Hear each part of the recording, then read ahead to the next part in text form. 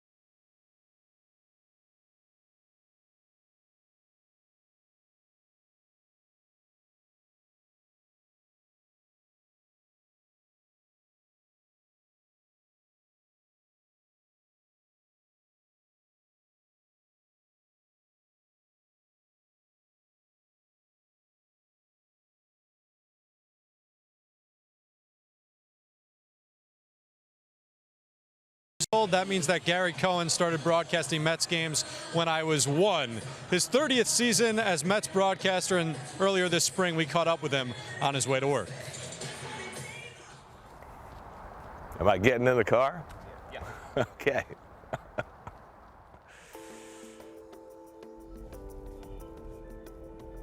The days leading up to the first day, I have trouble sleeping. I tend to think that I don't know anything and need to read more and talk to more people, and you know, I think it's a good nervousness. It always feels new. Really, we're here to give people a taste of what the team might look like. Toward the hole, Swanson can't get it, and Frazier's got a hit in his first at bat in the Mets uniform.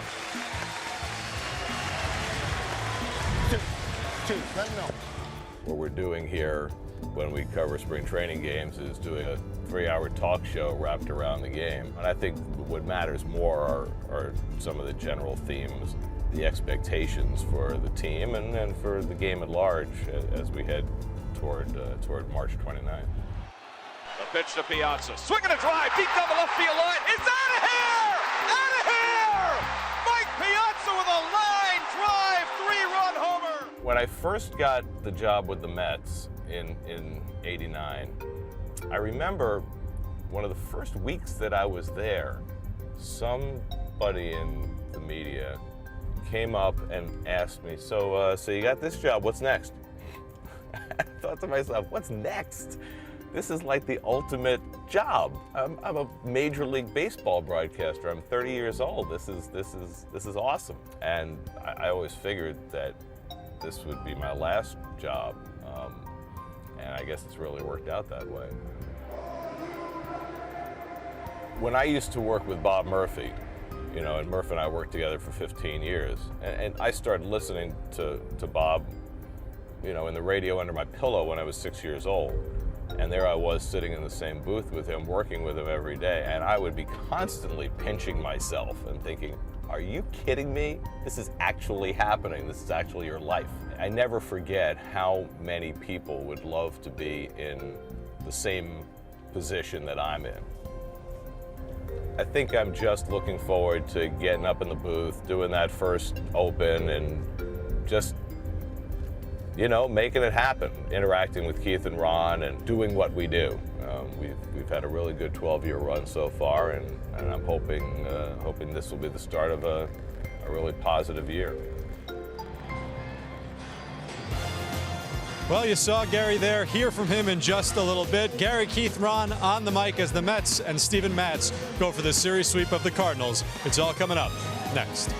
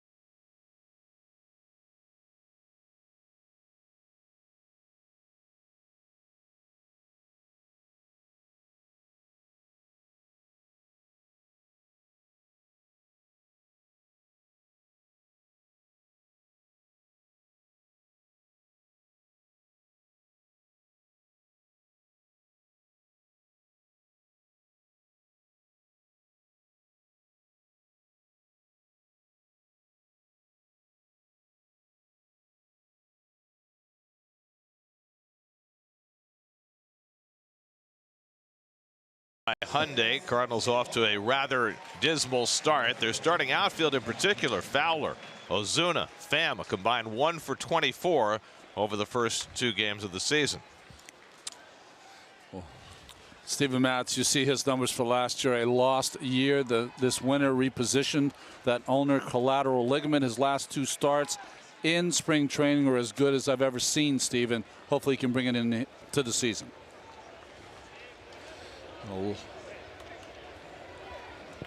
Oh.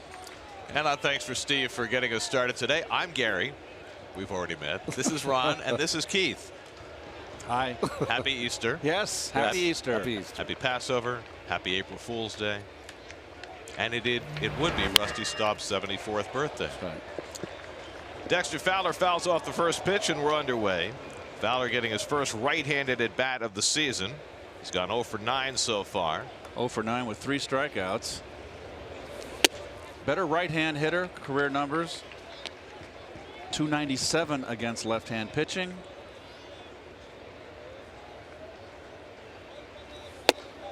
And Matz misses high. Matz had an interesting spring. His first 2 starts were, well, they were dreadful. And the next 4 starts after that, he really kicked it into gear.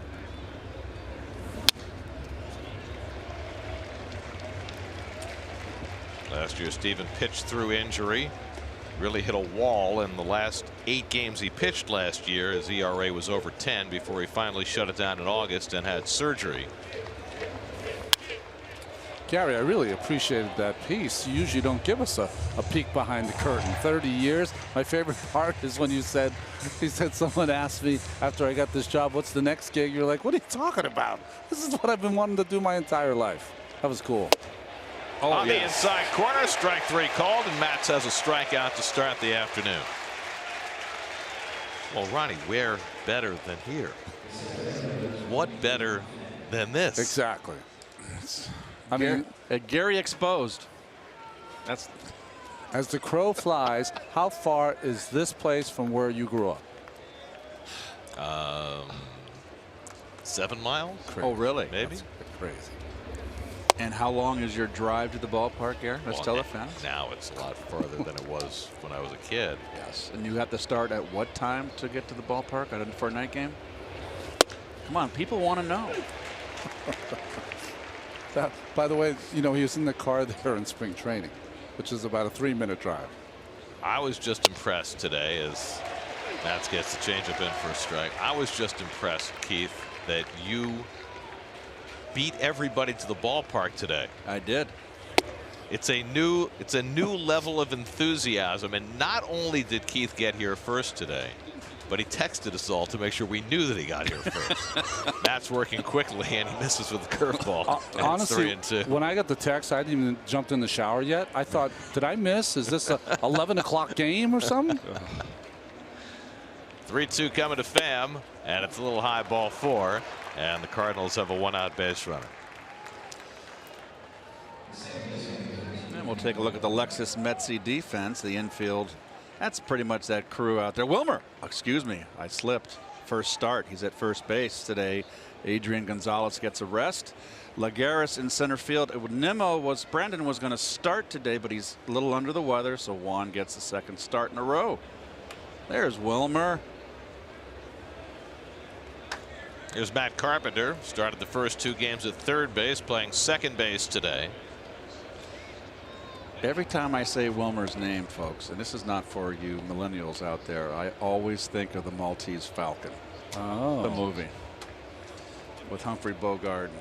The way you said it, there's Wilmer. I thought you were like Mr. Peter Ed.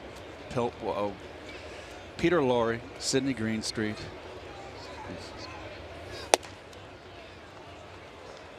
Mary Astor. Mary Astor, how can I forget her? And Wilmer. Who played Wilmer? I don't remember the name. But they gave him to the police. He took the fall, just about. I just Need to have a fall guy. Yes. Just do what my kids do. They Google it and then they give them the answer like they came up with it. Carpenter's 2 for 8 to start the year.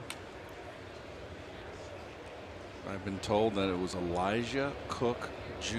was Wilmer. Kind of a pasty face kid.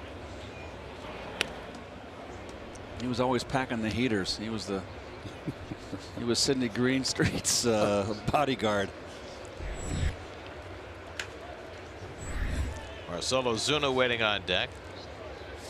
Is it really quiet in the ballpark? Right? Yeah, it is. Just me.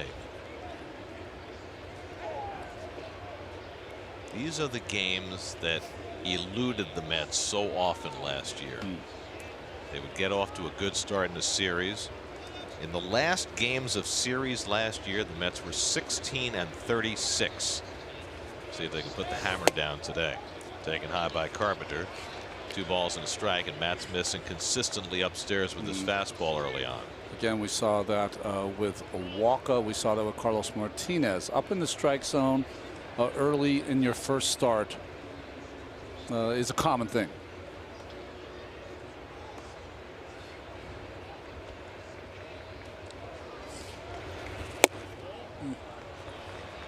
Got to be careful not to slow down his arm speed on that changeup. He has a tendency to do that. It's really his third pitch. You know, Steve was talking about it in the open he did today, and we talked about it before the first open. Syndergaard and DeGrom, not really worried about. It's the next 2 starters, Matz and Harvey, is going to decide this season. And that fastball misses. Back-to-back walks issued by Matz. Last pitch was close. With 3 different strikes to Carpenter. Didn't get any of the calls from C.B. Buckner. Oh. Well, you're past your first 2 guys in the umpire rotation, too. Yes.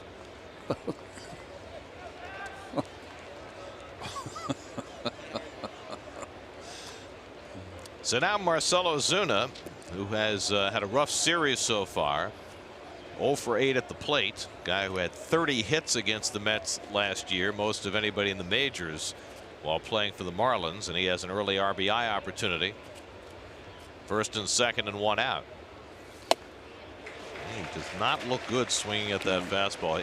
There's something off about Ozuna. We've said that throughout the 3 days here. Yeah, well, he looks like he's playing hurt. That's what it looks like. Well, you had Tommy Pham cut in front of him on a ball hit to left field, right at him. You got to wonder about his shoulder or something wrong with his arm. And Matt's quickly ahead of him 0-2. Well, Ozuna had a marvelous year last year. He was part of the best outfield in baseball in Miami, but that gang is all broken up now. He finished 15th in the MVP voting with those kind of numbers. Well, Matz has attacked him with 2 fastballs to get ahead 0-2. Jose Martinez on deck. Well, Christian Yelich yesterday had a big day at the plate with the Brewers. 5 for 5. Those are hard to come by. Or 2 of them yesterday. Adam Eaton went right. 5 for 5 for the Nats as well. And the curveball, Ozuna went around, strike 3. Not happy about the call from Chris Conroy. But Matz has his second strikeout, and there are 2 away. I didn't think he went. Let's see what the replay shows. Oh, come on. Boy. That might get me run. I'd be in a bad mood anyway. Day game. I'd be a little rough on the edges. Well, it didn't brighten Marcel's afternoon. So now 2 out and 2 on, and the only guy who's really hit through the first 2 games for the Cardinals, Jose Martinez, 5 for 7 to start the season. He bats with 2 out and 2 on. And Matz runs a fastball up and in for ball 1. Cardinals offensively 2 for 15 with runners in scoring position. And this man's got both the hits. 2 for 16 now.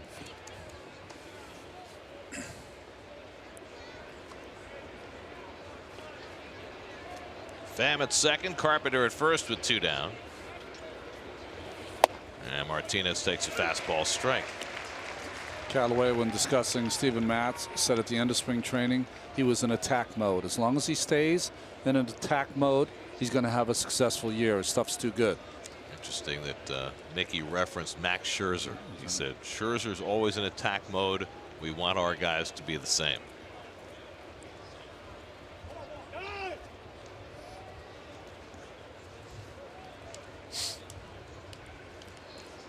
Well, the fastball velocity down last year, not surprising. He was pitching hurt.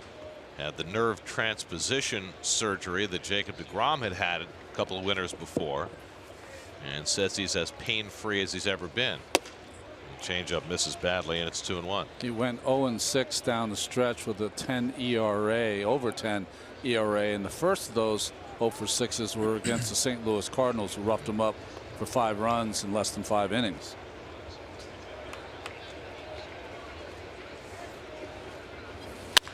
hit sharply but foul. As he got ahead of that changeup, and it's 2-2. Matz is a guy, if he's going to live on the inside corner, throw sliders down and in, and changeups to the right-handed hitter, I wouldn't be afraid to move Rosario over a step and Frazier over a step closer to that line. Yadier Molina would be next. 2 out, 2 on, 2-2 to Martinez. And the curveball fouled off. Well, Matt's throwing a lot of pitches in this opening inning. Couple of walks, couple of strikeouts. Throwing around 4 changeups, Garrow, 4 or 5 changeups, which is unusual. And each one, he's kind of slowing down his motion. That's a concern. And that's a dead giveaway to a hitter. 25 pitches deep into this opening inning. And Martinez rockets one to center. Lagares stands his ground and makes the catch. Side retired. So Matz pitches through first inning trouble and gets around a couple of walks. Mets come to bat in the bottom of the first with no score.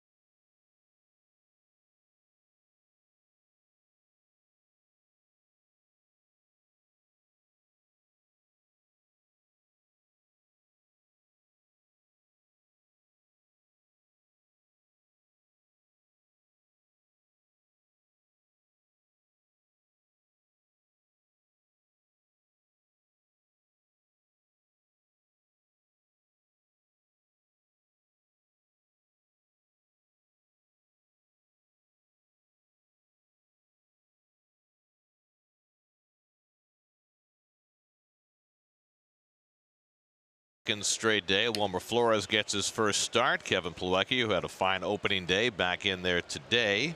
And Juan Lagares a second straight start with Brandon Nimmo under the weather. And 24-year-old Luke Weaver on the mound for the Cardinals, wearing the single digit. Cabrera leads off and takes a fastball high for ball 1. Well, Weaver, interesting last year. His Land Rover above and beyond numbers. 10 starts. How he got to those 7 wins, he went on a nifty 7-game winning streak. All in the second half. Yeah, where he did not allow 2 earned runs, or he allowed 2 earned runs or less during that streak.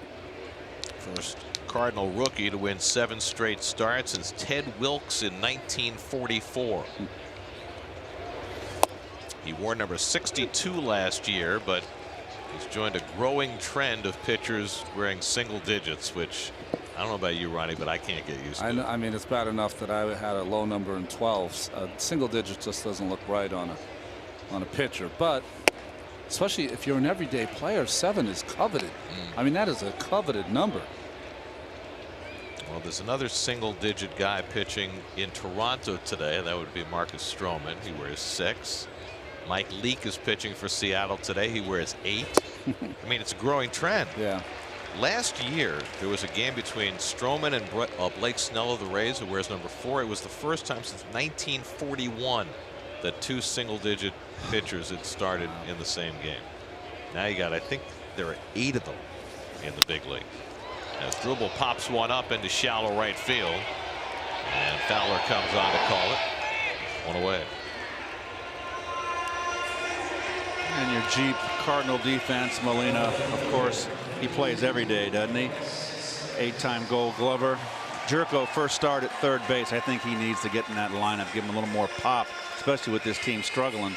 Pham, Ozuna, and Fowler, as Gary mentioned, have been very unproductive in this series, but you got to tip your hat to Met pitching.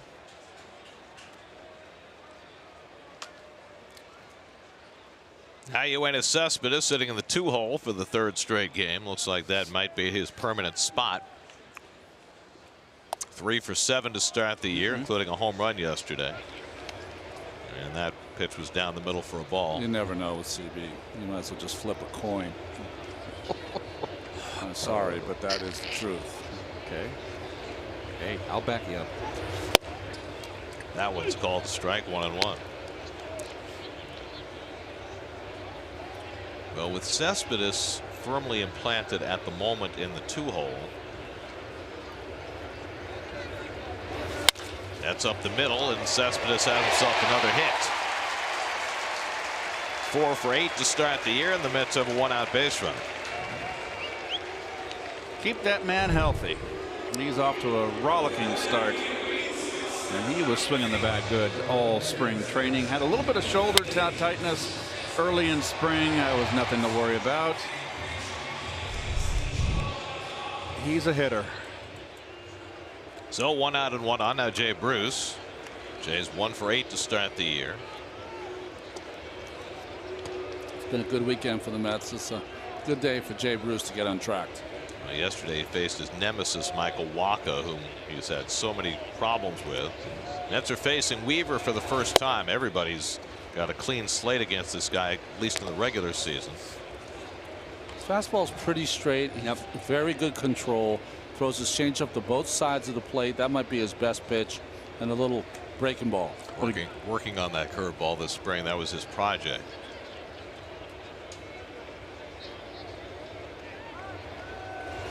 You know, you look at his stature, and a lot of people have compared him to Tim Hudson as a slight right-hander.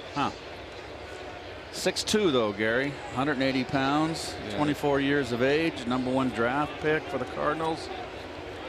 Well, if he has Tim Hudson's career, I think the Cardinals will be pretty happy. Oh, certainly. He's already happy with the 6'2" in the program. That's drilled to center field, but Pham is right there. And Bruce is retired 2 out. I think Coney had 6'2" in the program too. Yeah, I don't think George was not 6'2". Well, neither is Weaver, Yeah, by the way. yeah. I mean, Hudson was listed at 6 feet, I think. Yeah. And I think that's about what Weaver is. But you just don't see a lot of smallish right-handers. So you see that in lefties, but you know, Sonny Gray maybe for the Yankees. Marcus Stroman. Yeah, Marcus Stroman, of course.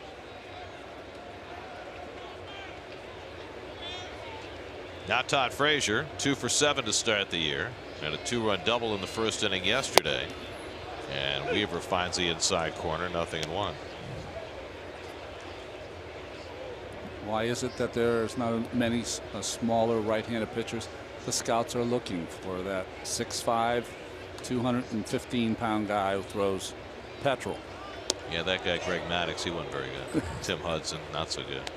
Pedro Martinez, and nothing. I was thinking. I mean, how many times does that have to be disproven? I know. You know, I never believed that. Too many throwers, not enough Dutch masters.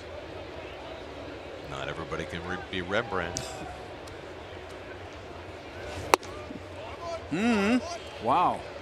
Where's those pitches? I got to be outside because it's knee high. I already said it once. I'm not going to say it again. I don't get any complaints from Molina. I'd kind of be going, hey, come on, CB. You might be talking to him right now. You see how he's looking out the side of his mask? 3 infielders on the left side against Frazier. Right side completely open. And And Todd pops one foul. Martinez will take a look, but that'll be back in the stands. I've noticed, Ron, in this whole series that Cardinal manager Mike Matheny sends signs out every pitch to Molina. That's when he looks over at third base dugout. You think that wouldn't happen. There's Mike with a veteran catcher. Yeah, well, I think that to take it off Molina, what he's calling really is the throw overs, hold the ball. It's all defensive stuff for the pitcher and the first baseman to hold the runner. Let's see if he does it here. He's not. Molina, look, there he goes. There he goes. Every pitch. He's not calling the game. No. He's just calling pitches. No. Yeah. Although he was very good at calling pitches. Look at that. Cespedes takes off on the pitch at the feet of Frazier. That is, what, 4 or 5 times already in this series that the Mets have advanced on a short, wild pitch. And this is all. Look at the lead on the right of your screen. On your toes, ready to go. And that's one of the great arms in the game. And the Mets challenging. Just be ready to go. That's all it is. It's that simple. And the Mets have been really, aggressive on the bases. And I've been impressed, and it's been fun to watch. It makes for good baseball. Wild pitch charge to Weaver, puts a runner in scoring position for Frazier with 2 out.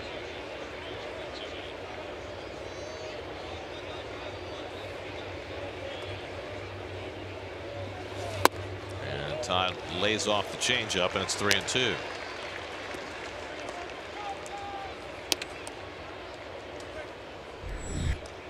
Wilmer Flores would be next.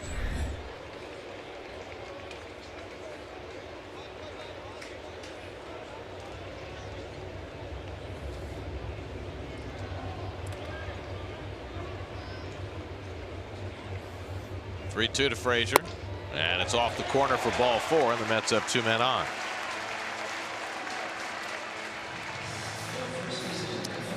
Frazier did a good job last year on base percentage and increasing his walk total. By far his highest walk rate of his career. It was one way he redeemed a .217 batting average. So here's Flores getting his first start of the season. Wilmer's 1 for 2 to start the year.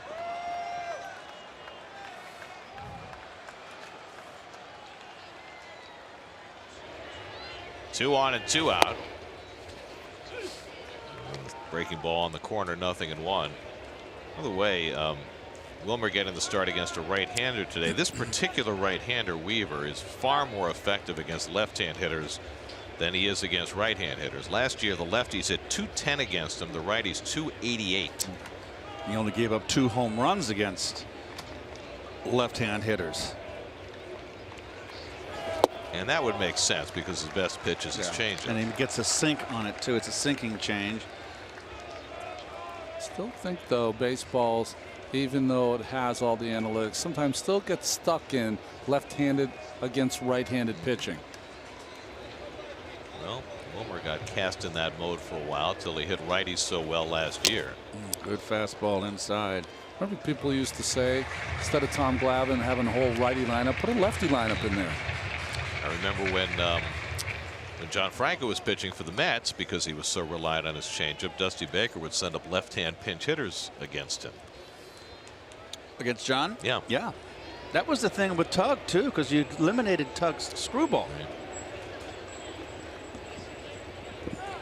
Tug McGraw, of course, for you young millennial Met fans out there. New to the reservation. That's 2 millennials.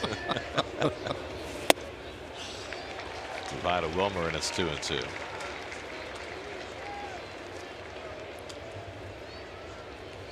So Keith, base running 2-2, 2 outs. You're just ready. Any kind of pitch that's close, you see the batter's going to attempt, you're off, right? On contact. Yep, you're ready to go. Big lead. Not necessarily have to get a big lead, but come off when the pitcher throws home. Get off big and ready to go.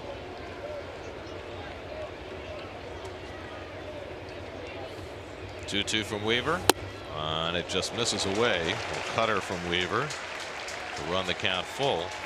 They're playing Wilmer on the infield for pull. You see Carpenter up the middle, and the first baseman way over there, which I love to see. That's where I used to like to park myself against right-hand pull hitters. So now Cespedes and Frazier will be on the move with 3 and 2 and 2 out. I'd be surprised to see a change up here. 3-2. And Wilmer fouls back that changeup. Good cut, and that was right down the middle. Mets scored in the first inning in each of the first 2 games of the season. Trying to plate a 2-out run here. Kevin Plawecki would be next.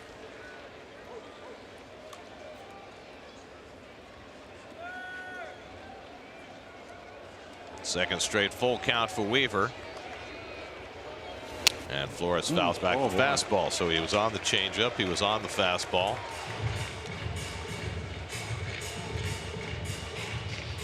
What does Weaver do next? Luke Weaver, just 24 years old. Grew up in the same hometown as Jacob deGrom, DeLand, Florida. Jake stayed in DeLand and went to Stetson. Weaver went to Florida State. 8th pitch of the at-bat coming to Flores. And Wilmer with a half-swing foul, and we'll do it again. In fact, I'm stealing this from one of Keith's friends who texted him. 7 was the number he wore at Florida State, Luke Weaver. That was from C.J. Cherry, a long-time traveling secretary for the St. Louis Cardinals. He was there when I played and was our guy on the '82 championship team. He was like one of the troop. C.J. would pal around with us on the road. We got him in a lot of trouble. I was going to say that might have been not in his best interest. Pitch number 9 coming to Wilmer. And the curveball on the outside corner. He got him looking. So Weaver went deep into the arsenal to strike out Flores and keep the Mets off the board. Hard-working first for both of these pitchers, but Matz and Weaver both find their way out of trouble.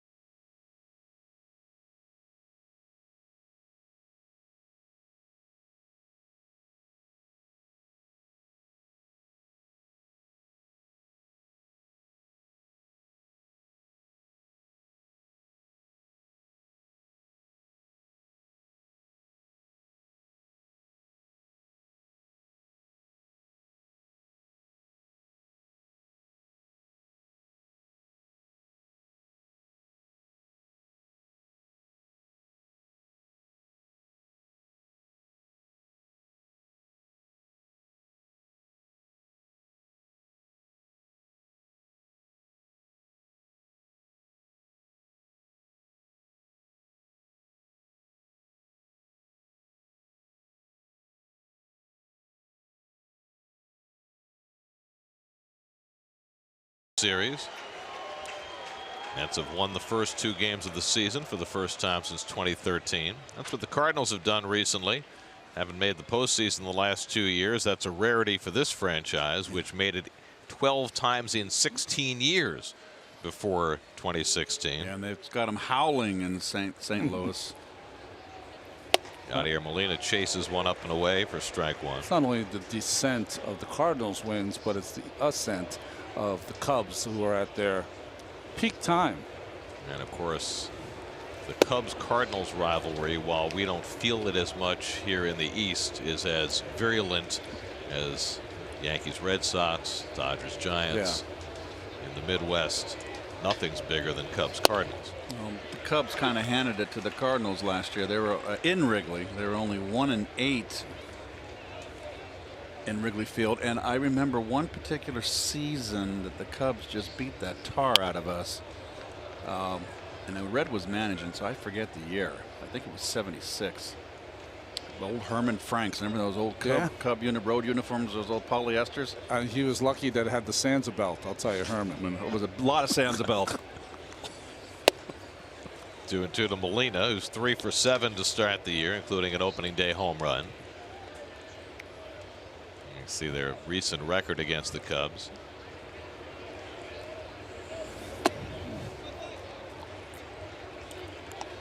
Cubs outscored the Marlins last night 10-6, taking 2 out of 3 from Miami after they lost that 17-inning game. Popped it up into center field, maybe a little deeper, and Lagares, after freezing, goes back to get it for the first out.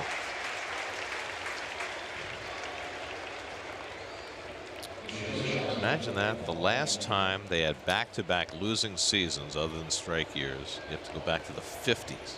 Think about that. You know, it was more incredible when I was doing research on my autobiography. When Red got fired in '76, we lost 90 games. 92 games, I believe, something like that. It was the first time a Cardinal team had lost 90 games since 1914 or 15. Can you believe that? Well, they've had a level of consistency, but things have seemed to be a little bit off these last couple of years. Well, you know what? I think they're living off that Cardinal way, and I think the Cardinal way went with George Kissel. The game has changed, and there's not much emphasis, as much emphasis on the details of the game anymore, and I think it's infested Cardinal Nation. 2-1 to DeYoung, who hooks one down the left field line, and that'll go foul. Well, what's interesting is that the Cardinals always seem to come up with players who outperform expectations. Last year it was DeYoung and Jose Martinez and Tommy Pham. But what you think of when you think of the Cardinals is a great, solid defensive team, and they haven't had that for a couple of years. Full count now to DeYoung.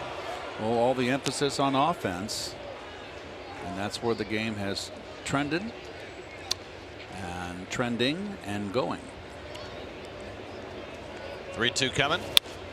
At the same time, though, I think that, excuse me, that front offices really value defense much more now than they did 5 or 10 years ago. Yeah, but what happens is that if you don't value it, those are the people that you draft, and then you're stuck with them while you're starting to reevaluate. DeYoung hits one deep to left. Cespedes goes back, takes a look, and Paul DeYoung is struck again. Wow. Paul DeYoung, who had such a great run of it against the Mets last year in his rookie season, it's his first home run of 2018, and it gives the Cardinals a 1-0 lead. Well, this was a bomb, by the way, off the facing in the second deck.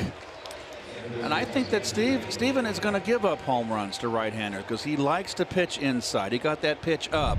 And did he leave it over the plate a little bit? He sure did. Well, it was a 3-2 count. The 2-2 pitch Steven Matz thought he made for the strikeout did not get the call and missed with the 3-2 pitch. Well, when DeYoung had that huge series against the Mets in St. Louis, he victimized Matz in that series, and now he's gotten him again. 3 for 3 now with 2 home runs against Steven. Yeah, this had way too much plate. You don't usually say this about a lineup, but really the 2 players I thought he had to retire in this lineup today was back-to-back, DeYoung and Jerko. I think even though they're hitting 7th and 8th, I think of the 2 hitters that he has to retire today or try to. Jerko making his first start of the season, flies one out to right center, and Lagares gives way to Bruce for the second out.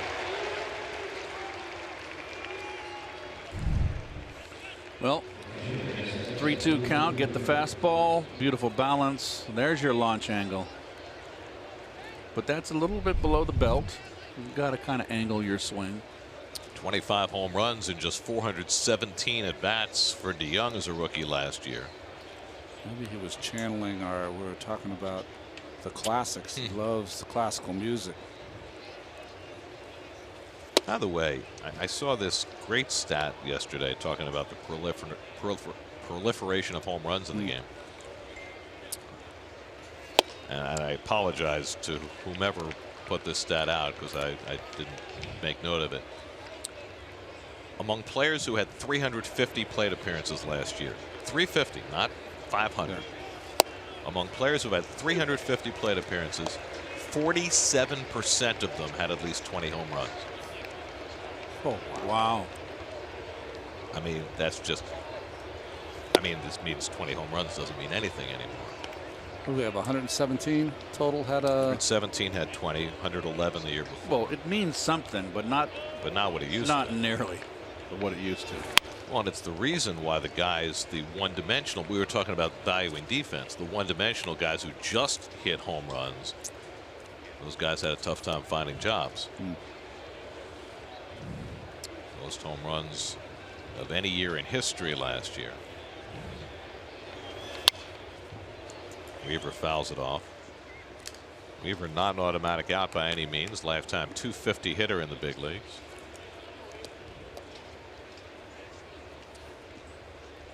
He hits like Hudson too. Yeah, right. But he strikes out of the breaking ball, and that retires the side. Third strikeout for Matz. The Young's home run gives the Cardinals the early lead, 1-0.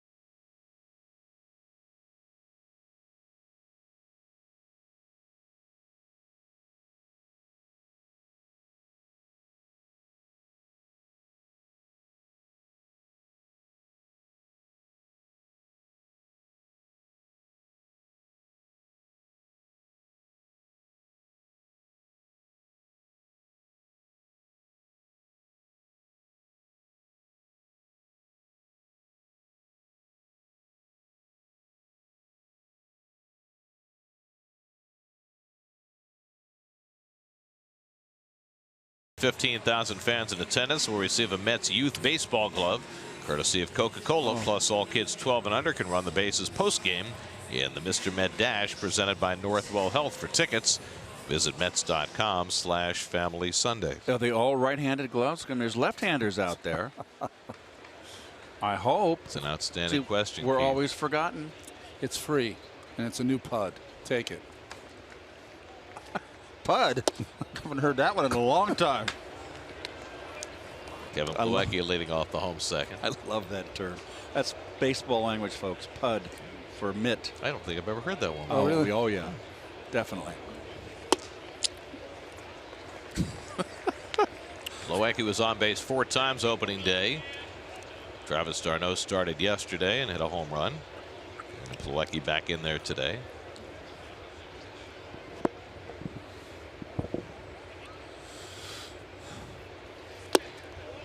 2-0 curveball misses, and Weaver's behind 3-0. You know, you referenced Tim Hudson before.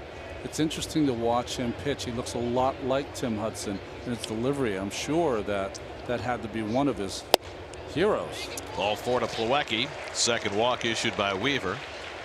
And the Mets get the leadoff man on in the second.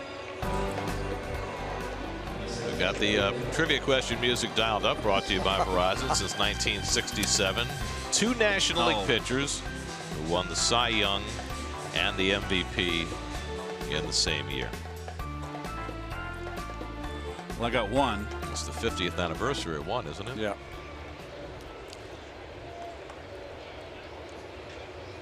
Here's Juan Lagares, and he takes a first pitch curveball for ball 1. We talked about Weaver working on his curveball in spring training. He used it to strike out Flores in the first inning, and he's featuring it to start this second inning. But he's now missed with 5 straight pitches.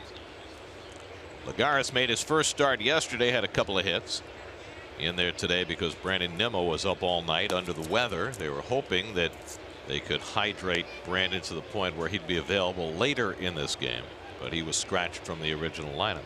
And you remember, it was a very tough flu virus that went around this winter and spring. Hopefully that's not the case with Brandon. Well, you would think that flu season would be over, but you'd also think that it wasn't going to snow tomorrow on April 2nd. Is it supposed to snow? It's supposed to snow. They say 2 to 4 inches. Should be clear by the time we're scheduled to play tomorrow night at 7 o'clock, but I would advise dressing warmly. Yes, I am bringing my Ben Franklin coat. Ben Franklin. What does that even mean? Well, it's got the fur on the collar. Also Thomas Jefferson on the $2 bill.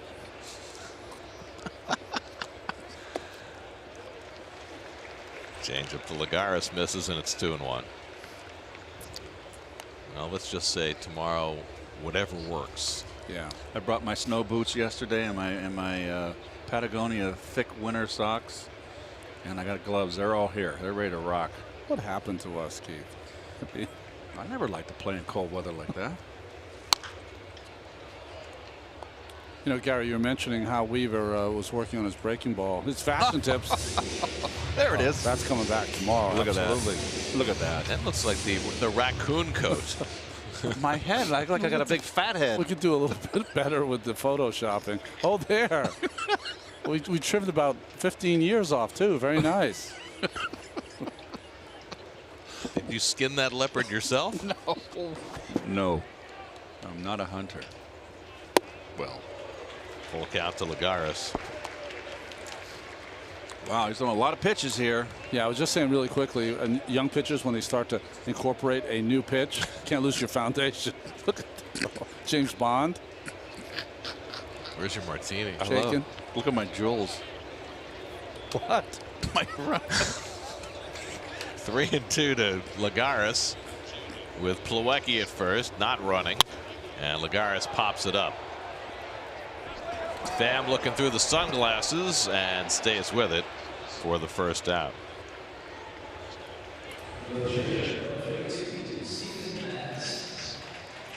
Pham getting an angle on the sun. It's not sunny per se, but there's enough of a glare through the clouds right now that it gave Pham a little trouble. Glare, and it comes in and out, the sun. So far, anyway. Now it's Matz, as the Mets again are hitting the pitcher 8th. Only the second time in his career Matz has hit 8th. And the Cardinals looking for the bunt. Jerko coming in real close, and Matz pulls the bat back and tries to butcher boy it and fouls it off. Nice. I definitely do that. That is above and beyond the Call of Duty right there. That's really putting your right there is fine. Just stay there. There's no need to come any closer on a bunt. I mean, that was a major sellout by Jerko to the bunt, and you know Matz is a good enough hitter. Again, he's in real close. This time Steven gets down a beauty of a bunt. I'll say. And Weaver's play to first. 1-4 on the sacrifice, moving Plawecki up to second. Beautiful bunt, Ronnie. Very nice, classic. Perfect position, perfectly placed, deadened off the end of the bat, and makes the pitcher field it. Textbook. And you have to watch out because Mats can run too. You can't. Got to get it over there. No lollygagging. You see how he had it pinched his hand behind the barrel of the bat? That is so important. So a 2-out RBI chance for Ahmed Rosario, who's 2 for 7 with a couple of RBIs through the first 2 games, batting 9th again today, and takes a first pitch curveball for a strike.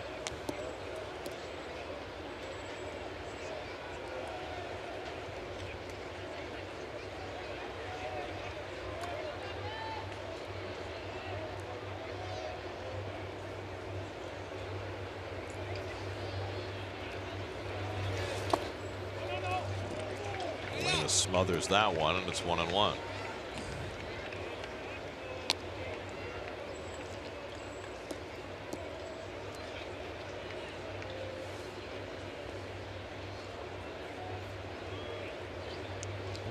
Almost looks like his uniform shirt is too big for him.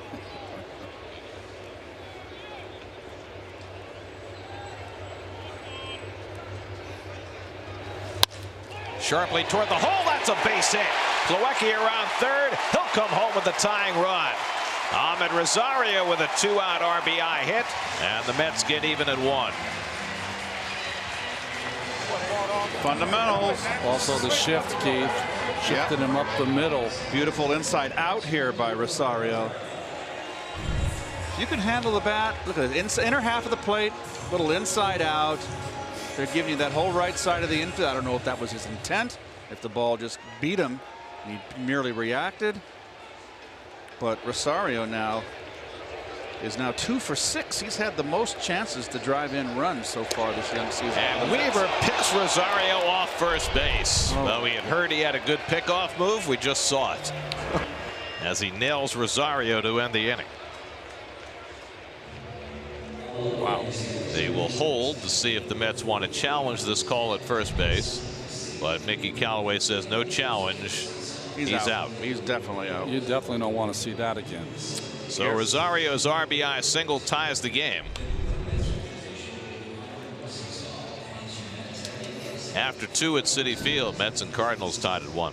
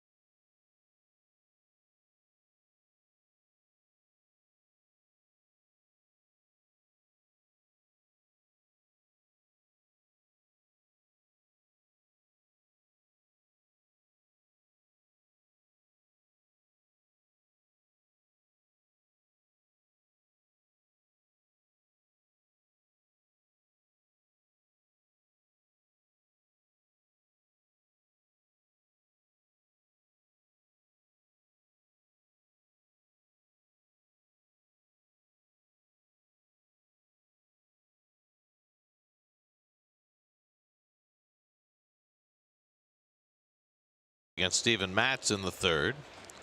Matz struck out Fowler to start the day. 3rd straight game that Fowler has struck out to start the game.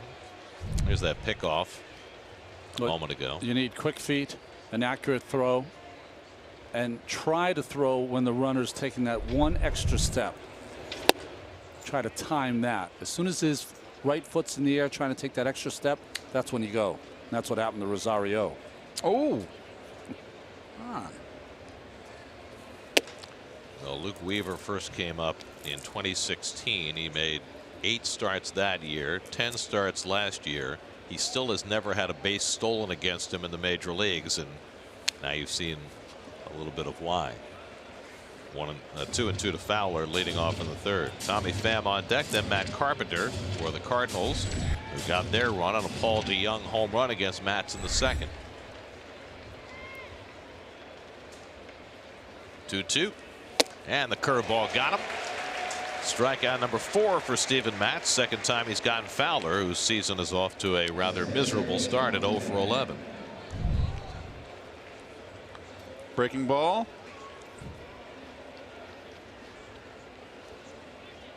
It's more like a slider there.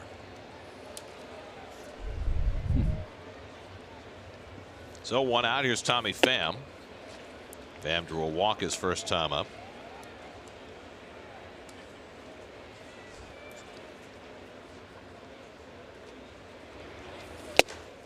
And he goes after the high fastball, 1-1.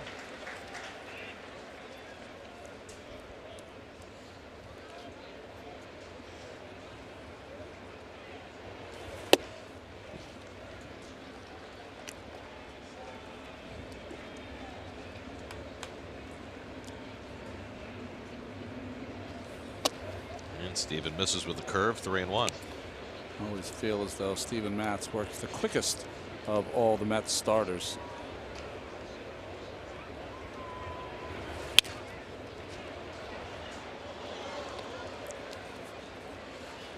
Well, he appeared on the scene like a comet in 2015. Made a couple of memorable starts, then was shut down, then came back late in the season into the post. Threw the hole, a base hit for Pham, and he's on base for the second time. But the the watchword about Matz through his entire big league career, and really going back to from the day he was drafted, has been being able to stay on the field. Yeah. I mean, you saw those numbers. At one point, he was 15-9 in his career, but that 0-6 end of last year made his record even at 15. And yeah, when he was 15-9, his career ERA was under 3. So when he's pitched and been healthy, he has been hard to beat. Carpenter takes inside, ball 1. Carpenter walked his first time up. Well, in spring training, his last start, Ron, you and I were in the booth together, and we had Steve on the headset, and he said he was pain-free, had that ulnar nerve moved, much like DeGrom's, and he said he's pain-free. So let's hope that's bodes well.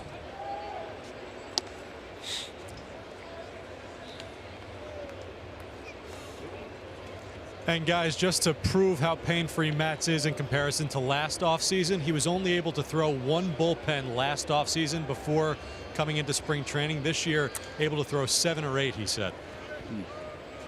There goes Pham. Plawecki's throw on a hop, skips into center field. Pham didn't realize it'll stay put at second base. Well, Lou Brock always said that Lou, when he stole bases, always did the feet first slide, the pop-up slide. Why? Precisely on a throw that gets into center field. If you do that if you do the foot first pop-up slide, you're able to go and advance to the other base immediately. When you go head first, you lose sight of the ball. Which way did he go, George? Well, a little fake by Rosario. What he could have done too, Rosario, if you don't have a play, try to block that ball instead of trying to, kind of put your glove out and hope. That's the Cardinals' first stolen base of the season. Pham had 25 last year. And now Matz misses up and in, 2-1 to Carpenter. That would have been a strike in yesterday's game. Brian O'Nora was a high ball umpire, consistently calling that letters strike. One of the rare umpires that call high strikes today.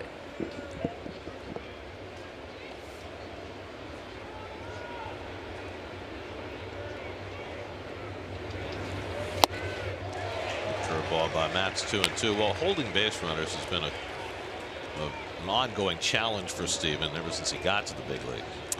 Yeah, it's interesting, right? Luke Weaver right-handed. It's very easy for him to hold base runners. Left-handed Steve Matz has always struggled. The runners know if you give them a reason to know every time when you go into the plate and when you come into first, that's how they steal bases off you. Rosario perfectly positioned, and for some reason Pham didn't advance. It's a 6-3 putout for the second out. What is going on? How can you not advance on that? So those are the little things, folks, that we've been talking about. The buttoned-up Cardinals. Right side of the infield on the ground. I mean, you got to be on third base. No, I'm not. No further comment. So 2 out. Pham still at second. Here's Ozuna, and he's late on that fastball. Ozuna struck out his first time up. 0 for 9 to start the year.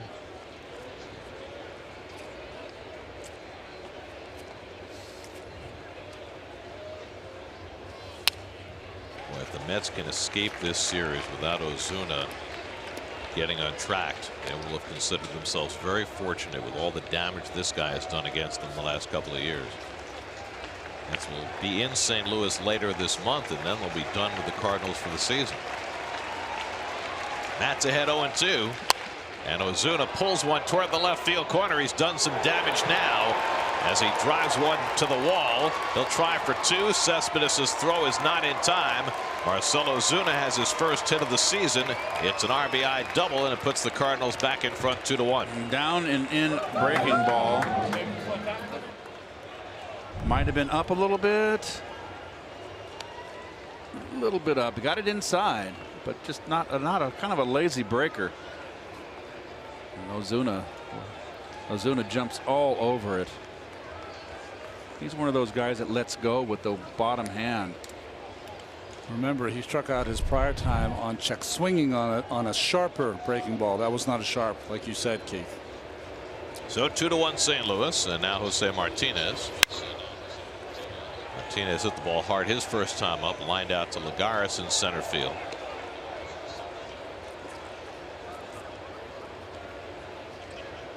I think Steven needs to get a little bit more on top of that breaking ball run to get a little more downward tilt. Before that Ozuna double, the Cardinals had been 2 for 18 with runners in scoring position in this series. So that was a very big hit from a guy that the Cardinals will count on this year to provide a lot of production in the middle of this order. And that's gets ahead again 0-2.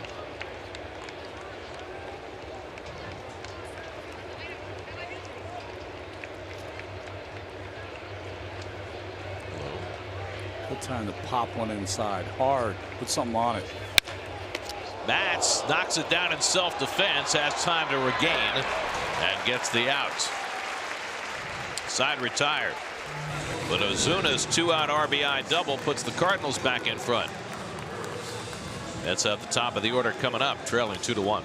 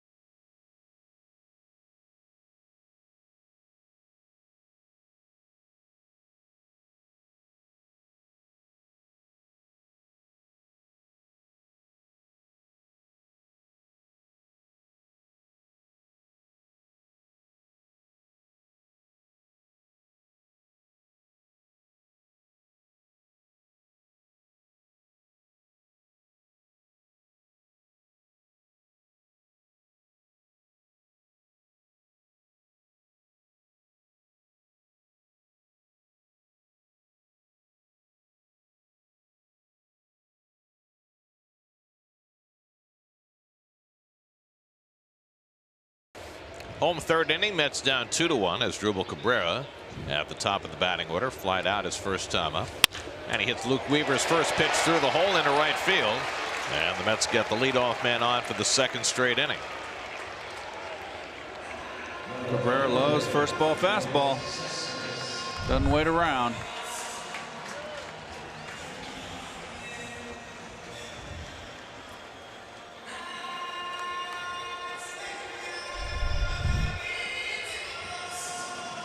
So the Mets have their third hit against Weaver, and here's Cespedes, who had the first one, a base hit up the middle in the first inning. These pitchers have gone off to about the same start, right? 20+ pitches per inning, struggling through the lineups.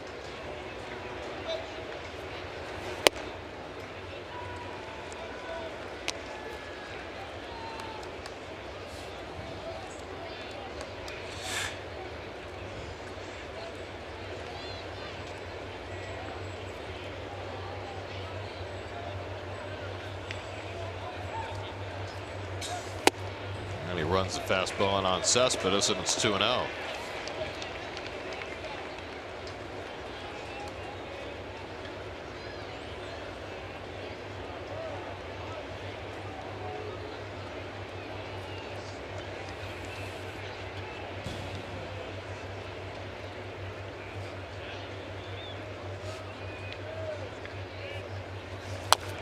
You find it interesting as we take a look at that last out of the last half inning. You know, sometimes it gets on you so quick, you just throw your hands up, hoping in self-defense that you'll keep it in front of you. And that's kind of what Steven did there.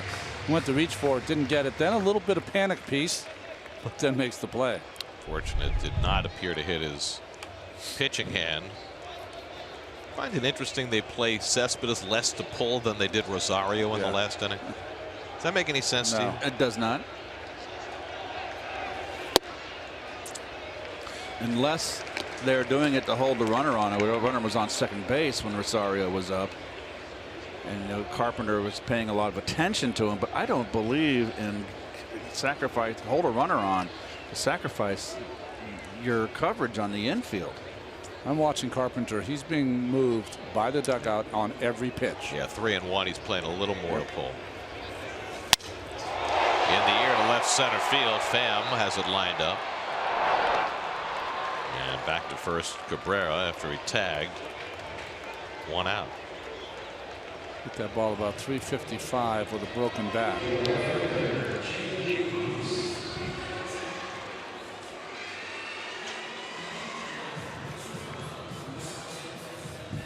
So 1 out and 1 on. Now Bruce, who hit the ball hard his first time up and lined out to center field.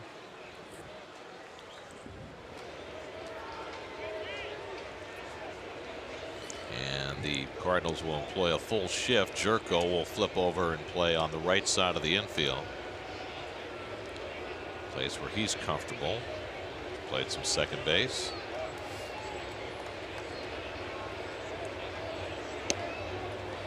That base runner is a little more wary now of Weaver after he picked off Rosario in the last inning. A little tougher to get the veteran over there. So Struble doesn't have any aspirations of going anywhere.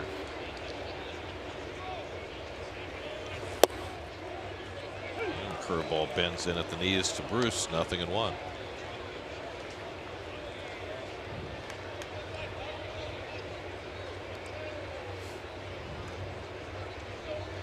That's put up double-digit hits in each of the first 2 games. 12 hits opening day, 11 yesterday.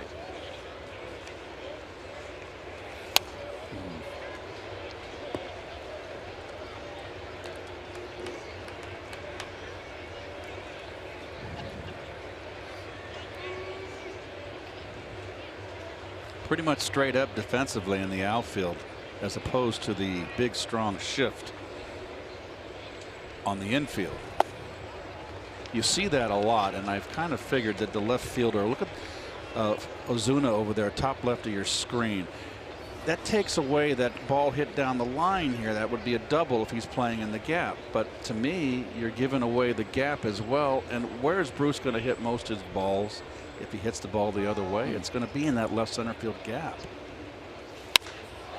Hits this one out to center. Pham retreats. Cabrera tagging, and again he'll stay put as Pham gets it in quickly, and there are 2 out.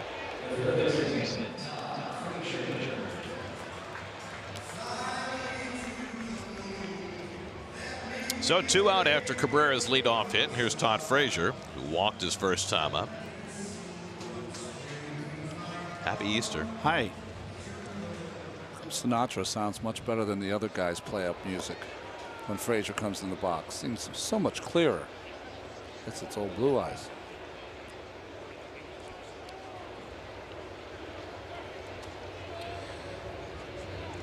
I'd say that Todd chose well. Yes, he did.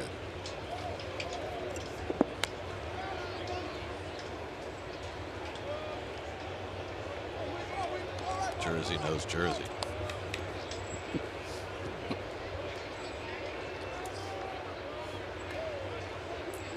I mean, it's a long way from Hoboken to Toms River, but still. You can make it. Well, if you can make it there. 1-1 to Frazier. That was a nice pitch to rip right there. Good cut by Frazier. Mets look like their offense. They look like the hitters are in a groove. Really taking good cuts at the plate.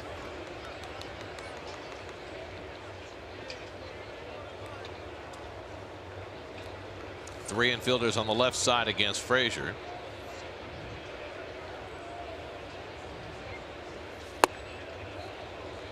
Weaver trying to pound inside, misses 2-1. 24-year-old Luke Weaver, 10 starts last year, all after the All-Star break for the Cardinals. And sitting in the 3rd spot in St. Louis's rotation this year. And that would have been the case even had Adam Wainwright been healthy to start the year. Well, Weaver was one of the big reasons that the Cardinals stayed in any kind of race late in the summer.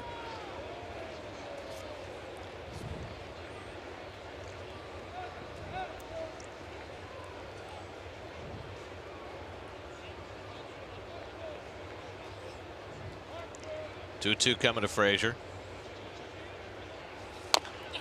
Todd stays alive. Here's the Cardinals rotation right now with Wainwright out, Jack Flaherty taking his spot.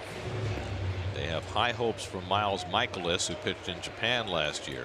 Great breaking ball, Michaelis and Flaherty. One of their #1 picks.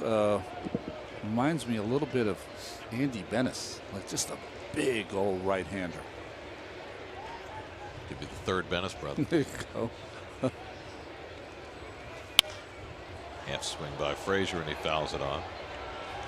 There's Andy, there was Allen, and there's Jack Flaherty. That's right. There you go. Slugger. Cash is too big for that now, isn't Oh, he? the Bjorn baby. Yeah. God, I miss those days. Break your back. Oh. 7th pitch coming to Frazier. And it's in the dirt. Molina stops it. And a full count to Todd. Well, that's where the Cardinals were last year with their pitching. Which is pretty good when you consider how little defensive aid they had. The ERA is not great, I guess, in today's game with the more offense. Top half of the league. Yeah. 5th full count for Weaver. Cabrera gets set to run. And Frazier takes strike 3 called. C.B. Buckner took an extra beat before making up his mind. And Frazier not happy about that one. Borderline knees. I thought it was a little low, but it's close. Just the 2nd strikeout for Weaver. As he gets Frazier looking at this changeup. It's close. Too close to take. Not a happy camper. Still 2-1 St.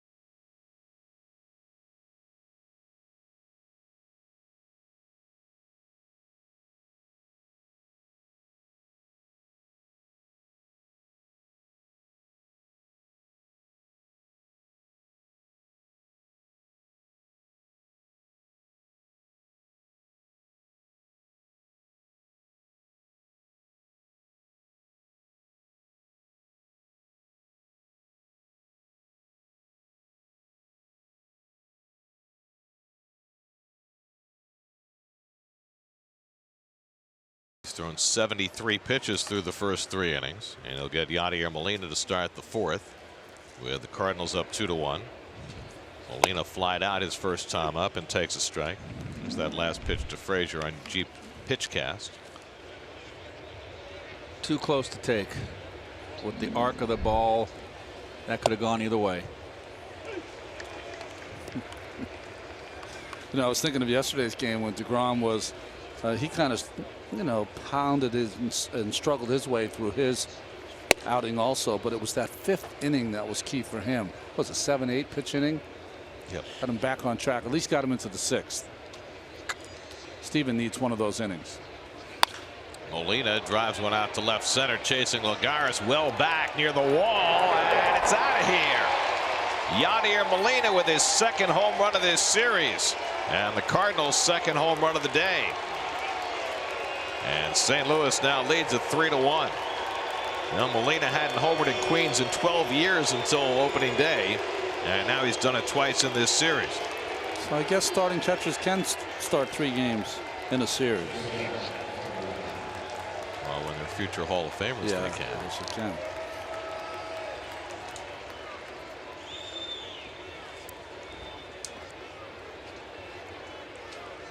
So Matz has given up a pair of long balls, and here's the guy who hit the first one, Paul DeYoung. Wants the fastball away, and he comes inside with the fastball. Molina has that one covered. Well, it doesn't seem that long ago when we were up in this booth and no one could hit a ball out of this ballpark in April. And now they just fly out of here. The dimensions are smaller. The ball is bouncier. Yep. Pulls his hands in. Yeah, he does.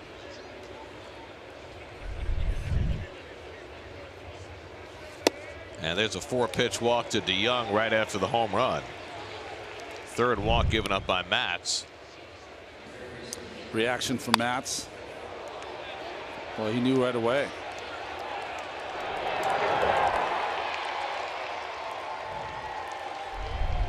Last year he pitched 66 innings, gave up 12 home runs. He's given up 2 home runs in his first 3 innings plus of this season. That was a trip to the mound, by the way. Just saying. It's all being recorded. Here's Jed Jerko, flied out his first time up. Some stirring around, but no action as yet in the Mets bullpen, but that's about to change. As Jerko takes a strike.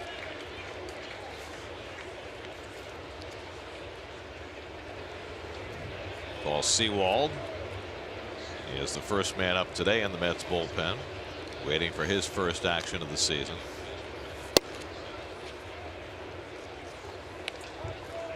You know, it's a lot of times during the game. See the target? That's where he wants to go. Down and away. Inside part of the plate. And he was down and in. All the way across the plate.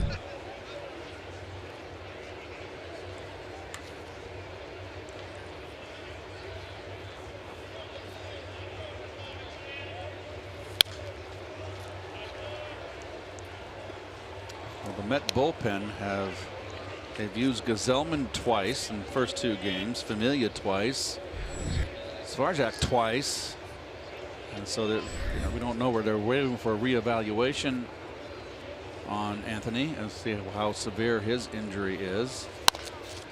Grounded to 3rd. Frazier's got it. Chance for 2. The turn in time as Cabrera with a nice turn in the middle for the 5-4-3 double play. 2 out. That was pretty. Very nice. I remember the days not too long ago that the Mets had a devil of a time turning double plays. Not anymore. Remember when Cabrera didn't want to play second base? Looks pretty good over there. He does. Yes, he does. He looked good at third base. Honestly, it's his best position right now at this point in his career, I think.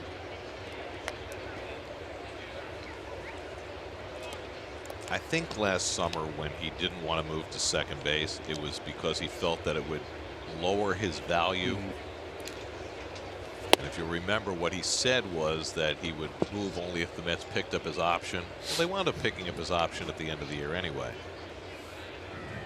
And the fact ended up being that he's more valuable now because he's shown he can play third and play second. The versatility is the game. Right. Really is the way the game has trended because of the need to carry more and more pitchers. Your bench players, your everyday players, the more flexibility you have, the better off you are. Weaver taps one back to Matz. And the inning comes to an end, but the Cardinals extend their lead on Molina's home run. 3-1 in the middle of the fourth.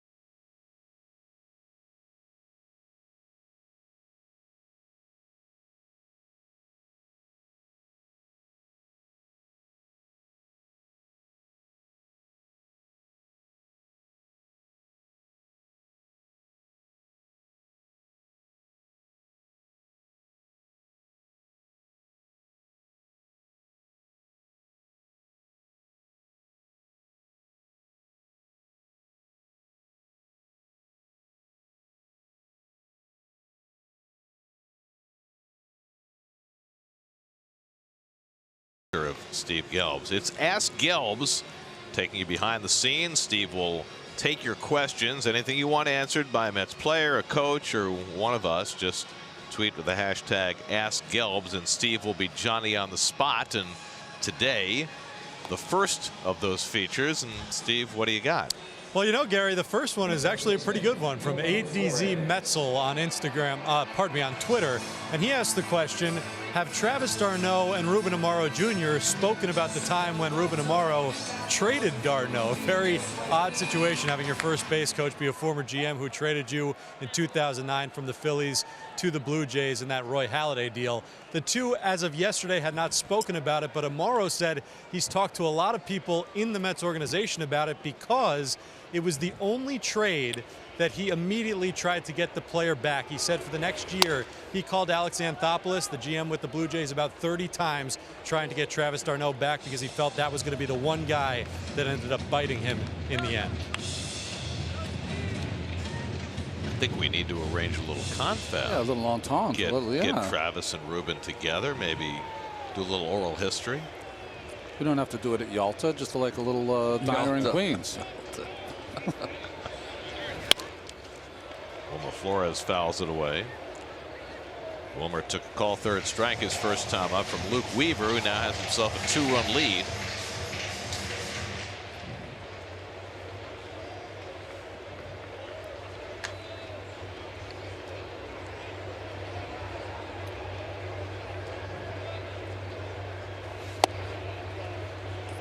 It's interesting the conversations you have when you get traded.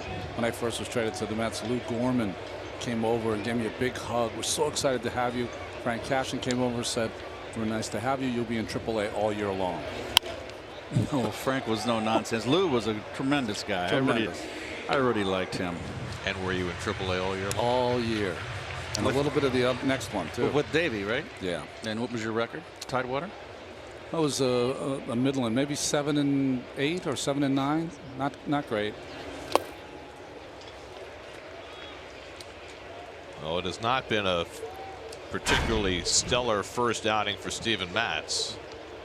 And Dave Island, his pitching coach, trying to be of some assistance.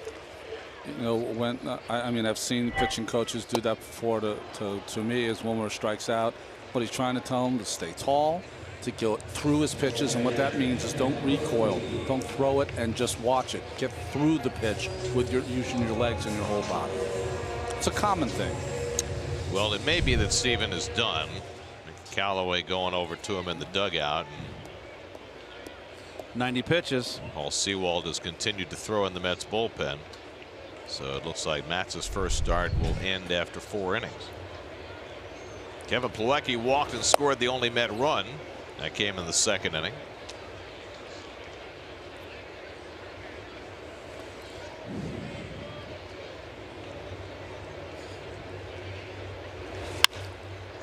Plawecki flies one out to right. Fowler over toward the corner to get it, 2 out. Your Spectrum high-speed pitch for this afternoon. It's an Easter Sunday tie.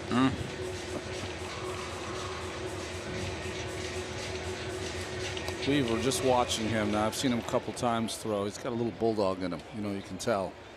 He doesn't have his best stuff today, but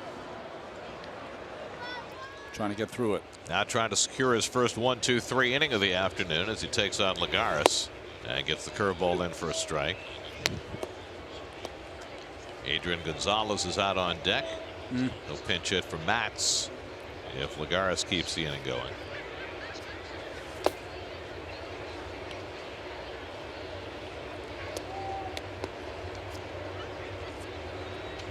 Hardest time to listen to instructions from your pitching coach after you know you're out for the day after 4 mediocre innings for Steven. It's not the kind of start he wanted to have, but you can learn a lot if you open your ears and open your mind, because it's the best time to, you just got off the mound and he's telling you exactly what you did wrong, and you try to put that in your noggin and make sure you work on it in the next 4 days.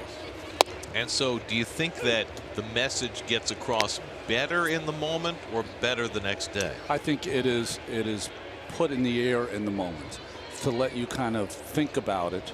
And then when you get on the mound with Dave Island again and you start to think about it, as Lagares grounds one up the middle. Ball save. I think Martinez came off the bag too quick, too. That had to be the call, because it certainly appeared as though the throw beat Lagares, but Chris Conroy with the safe call. So let's take a peek here, and this will be the 3rd misadventure for Martinez at first base. No, he's on the bag. Yeah. There's no stretch. No stretch. And that's the difference. That's a good call. So Lagares, who's always hustling, beats it out for an infield hit. That's, Cardinals are deciding whether to challenge this call. Look at that stretch. But they will not. Get out there and go get that ball. So that is 3 miscues for that young man at first base. Drop pop-up, threw a ball away opening day, and a double play. So now it's Adrian Gonzalez. Started the first 2 games, went 3 for 7. Batting for Matz, and he takes a fastball for a strike. Well, okay. I mean, it's as though Martinez thought it was going to be a routine play. Oh, no, I don't think he had any clue, to be honest with you. But again, I think it goes back to the theme you're talking about, Keith. Those are buttoned up plays that you'd never see a Cardinals team make, ever. I can see George Kissel rolling over in his grave. Should we explain George Kissel? George Kissel was to our fans. Well, George was. Do we have to? Read Keith's book when it comes out. Yes. George was he was the guru. He was the guru. He actually wrote a book on fundamentals, folks, on every position, all the different fundamentals, all the different plays that would come into effect for each position. half swing, and he went around. Brian O'Nora with the call, and it's 1-2 to Gonzalez. So he's a longtime Cardinal coach.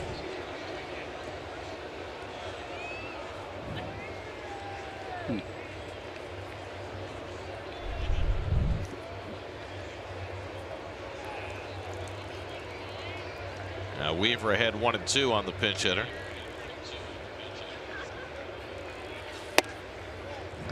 It's an interesting shot we had there of Hagon checking that swing. It was exactly what the umpire, Brian O'Nora, saw at third base. I asked umpires, because I always thought, you know, is it breaking your wrist?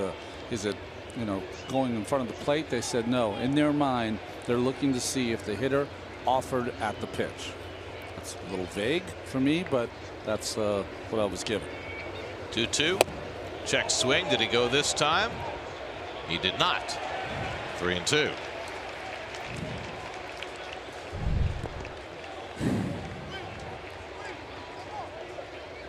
No way. Adrian is a pinch hitter in his career. Only 47 career pinch hit at bats. A .213 average with 1 home run. Lagares will run with 3-2 and 2 out.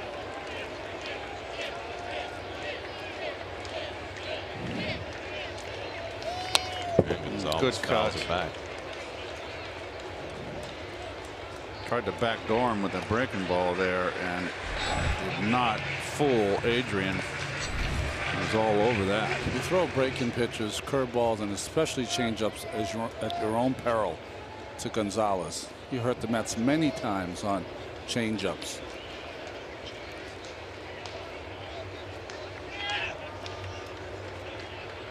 Again, the 3-2, and he walked him.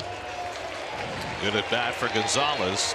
I was just thinking to myself, a player who was of the stature of Adrian Gonzalez, only 47 pinch hit at bats. I wonder whether he has ever been asked to pinch hit this early in a game before. Right? Yeah, probably not. He probably was in the clubhouse until maybe they needed something in the 8th or 9th. Yeah, if he was getting a day off, which was rare enough, he would be the late game threat. Because of the way Lagares hit in the lineup, that probably would have been Nimmo there, because Nimmo would have, you know, come into the game. Lagares would have been out in a double switch. Mike Maddox out to talk to Weaver as Ahmed Rosario gets set to step in. Rosario tends to be a little bit of a front foot hitter, much out of the mold of Clemente. Watch the back foot, folks, and that's what I mean. Oh, there it is right there. And usually when you come off that back foot, which is usually your anchor, you anchor that back foot. It's usually an off-speed pitch. In this case, it was not, and that is just, he looked bad there on that cutter chasing. But Clemente comes to mind. The great Roberto Clemente was a front foot hitter. Rosario hits one right at the second baseman, and Carpenter throws him out, and Weaver finds his way through trouble in the 4th.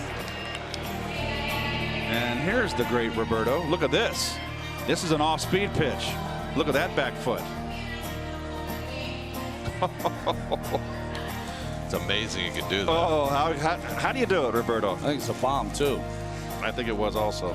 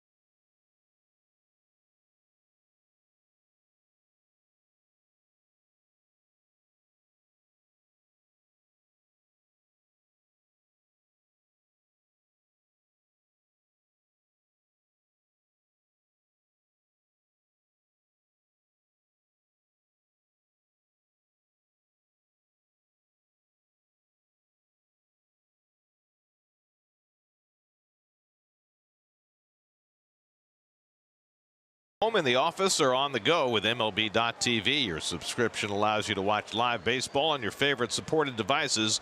Blackout and other restrictions apply. Visit MLB.tv for details. First outing of the year for Paul Sewald. Well, you see his numbers last year. He's a valuable part of that bullpen. He'll be a valuable part of this game. The Mets are within striking distance. He's got to give him 2 solid innings. Top of the order for the Cardinals. Dexter Fowler leads off, turns around to bat left-handed, and comes up empty on his first swing. Fowler struck out twice against Matz. Off to an 0 for 11 start. Paul Sewald really came out of nowhere last year. Pitching 57 games as a rookie. Grounded down to first, where Flores corrals it for the first down. The most important thing that Sewald did, he threw strikes. Yes. You know, in a Met bullpen that was sometimes very erratic last year. He didn't always succeed, but he never failed for being too tentative. No, you're right about that. He threw strikes, went after hitters. Yes. And that's a lot of times when you bring guys up for the minors, they're just the opposite. Gets a slider in for a strike to Pham, who's been on base twice with a walk and a single. He's stolen a base and scored a run. So Steven Matz in his first start of the season, 4 innings, 3 runs, 4 hits, 3 walks, 4 strikeouts, 2 home runs. Not what Steven was hoping for in his first outing of the year. Next time around will be against the Nationals in D.C. The first road trip of the year takes them to Washington and Miami. It starts with the Nats home opener on Thursday. And a check swing foul at the plate, 1-2 to Pham.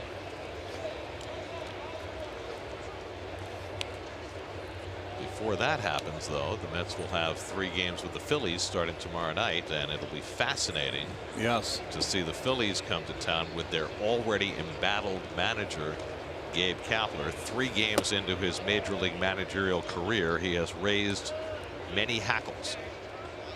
He took out his starter, Aaron Nola, on opening day with a 5-0 lead, having thrown 68 pitches. 21 pitchers already used, including a position player yesterday, the first ever position player to pitch in a big league game in March. That was Pedro Florimon. And yesterday went to take out his starter Vince Velasquez without having a pitcher warming up in the bullpen. That's egregious. I've never seen that. I've never seen that or heard that. And before. frankly, the home plate umpire Jerry Lane bailed him out. Yes, he did. He also bailed out Brian Snitker. Well, in the game he ejected Snitker because Snitker, rightly so, said that Hobie Milner, the relief pitcher, needed to come in and, regardless of, you know, what the ramifications were, should not have been able to throw a warm-up pitch. Line to left, and it's short hop by Cespedes. He knocks it down, and Pham has his second hit of the day. Well, as a human being, Jerry Lane, that's a nice thing that he did. But as an umpire, an arbiter of the game, it's not his responsibility to give Kapler and Milner a break in that situation. Right. Lane said he didn't want the player to get hurt, but that's not his responsibility. It's Gabe Kapler's responsibility. Right. And, you know, Kapler took the blame and blamed it on miscommunication between the dugout and the bullpen. And then in the next breath said that the Phillies will make the postseason. It's an interesting dude. Well, he was an interesting player. Interesting personality. I mean, everybody, when the Phillies hired Gabe Kapler, felt as though it was a potential high-risk, high-reward hire. And you know, how it plays out in the end, who knows? He's only 3 games deep, but it's been an interesting 3 days. Well, there were a lot of out-of-the-box hires this winter. He was the biggest out of the box, right? And then he has to come here tomorrow and answer questions. That's not so much fun. Well, the Philadelphia media is, you know, they've been pretty hard on him already. But I'm talking about Philadelphia and New York.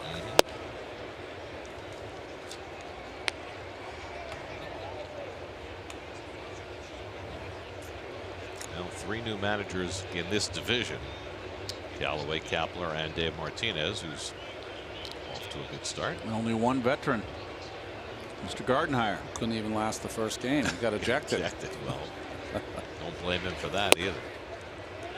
Taken high by Carpenter, and Sewald's behind 3-1.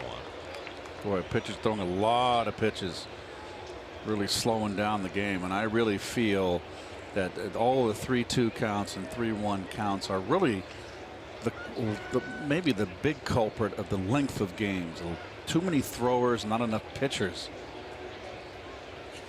And there's ball 4 to Carpenter. So he walks for the second time. And the Cardinals have 2 men on. New York Mets baseball on SNY is brought to you by Old Dominion Freight Line, the official freight carrier of MLB. Visit odfl.com for more information.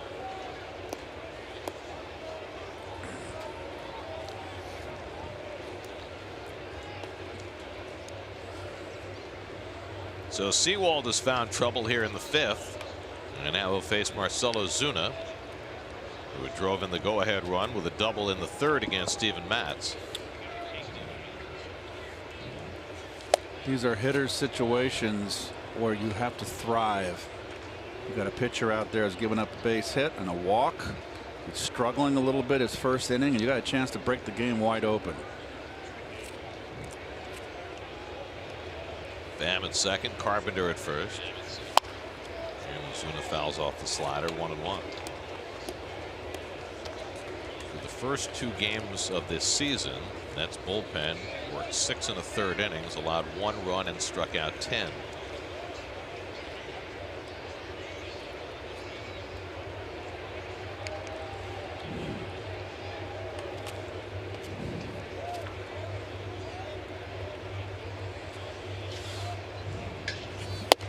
And a fastball strike to Ozuna, 1-2.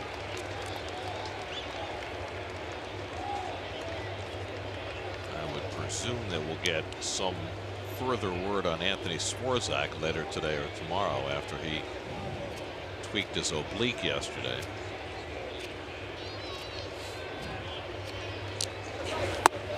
Slider down 2-2.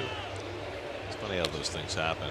Swarzak said he had never had a calf pull before. That happened his first outing in the spring.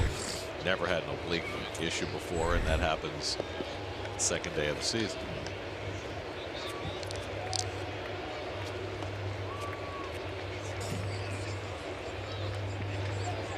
2-2 coming.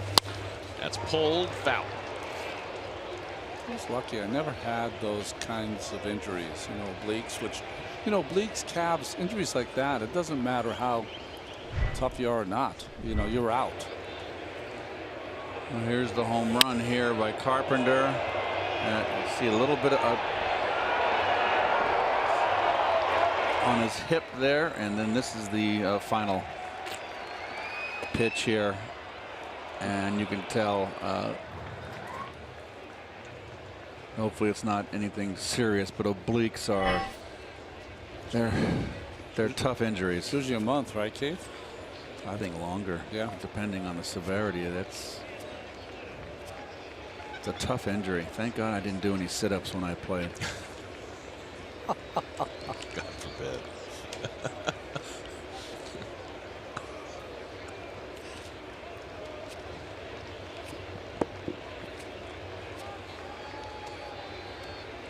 Two coming toward the hole, base hit.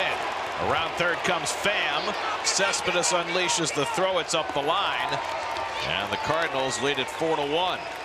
Marcell Ozuna with his second RBI hit as he just snuck it past Frazier into left field.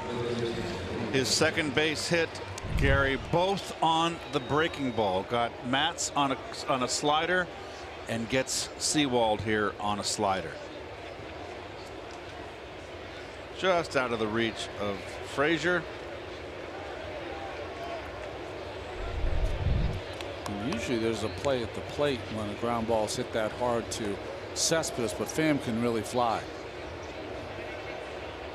So a run is in. The Cardinals have now scored in 4 straight innings. And here's Jose Martinez, who's 0 for 2 today. Carpenter at second, Ozuna at first with 1 out. And a Fastball in for a strike.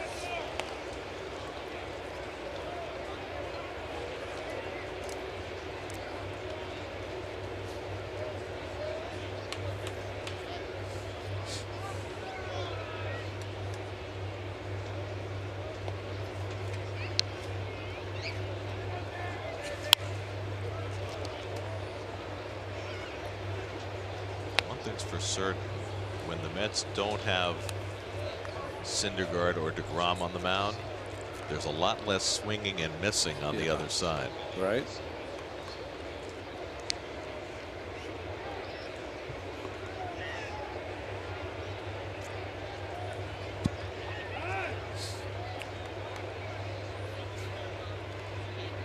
A lot of these high top spikes today, you notice on Martinez at the plate there. Don't know if I'd appreciate that. That one hit something. Thought it hit the bat. Well, CB Buckner said it hit Martinez, and he's going to first base. And that'll load up the bases. He yelled loud enough to be able to hit by Yeah, pitch. it was like Daniel Murphy, I thought, for a minute.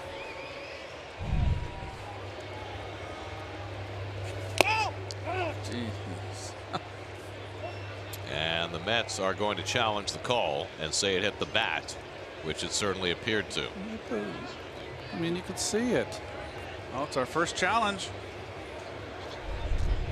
And it's good challenge anyway, because this game could be out of reach.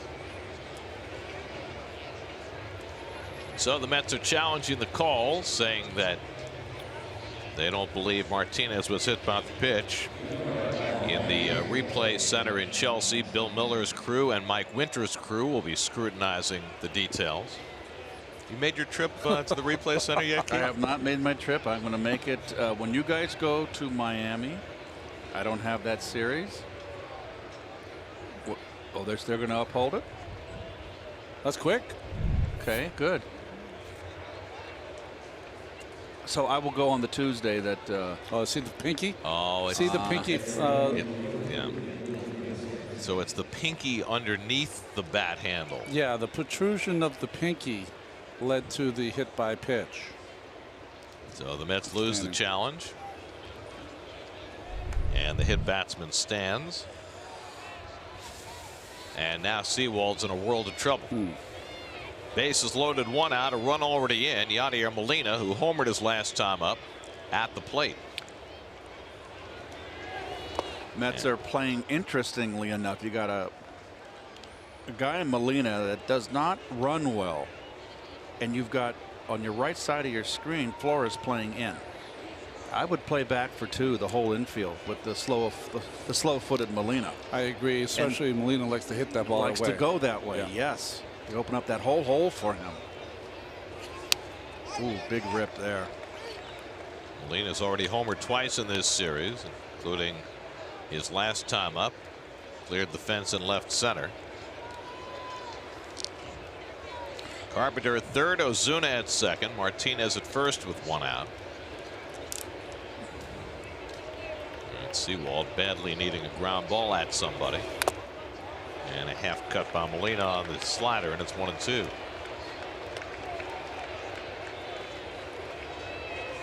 You just can't throw him away right now with two strikes. What makes Molina such a good two-strike hitter is his ability to go to the opposite field.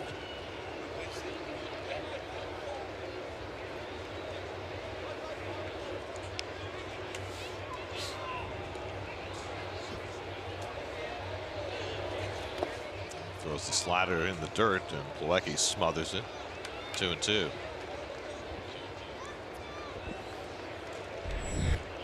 Jacob Rame, the next man up in the Mets bullpen.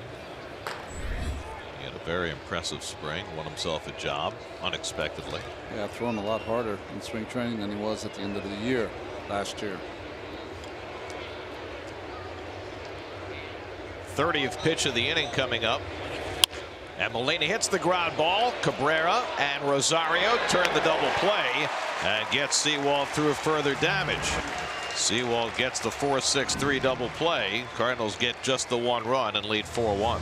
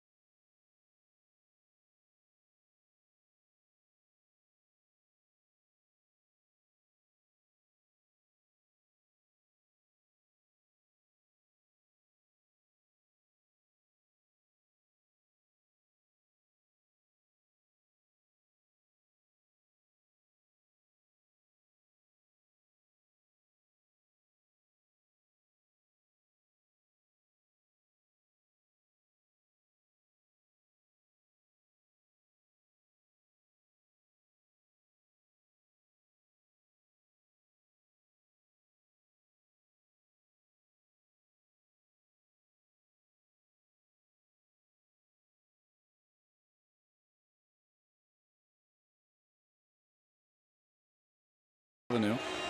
Yes. Right? Yep. Good call, Ron. Thompson. Sullivan. Yes. Also, Raul's one of my favorite haunts. Mets box score presented by Spectrum. Just 4 hits for the Mets so far today. Ahmed Rosario with the only RBI.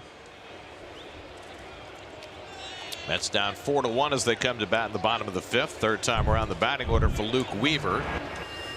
As Dribble Cabrera 1 for 2, had a base hit his last time up, and takes the fastball up and away from Weaver for ball 1. The wind beginning to kick up. It's a wind that's coming in tomorrow. It's an ill wind. Breaking ball flied out to left. Ozuna back to get it. 1 out. Get all the reactions, comments, and opinions after Steven Matz's debut in today's game on Mets blog presented by Citi.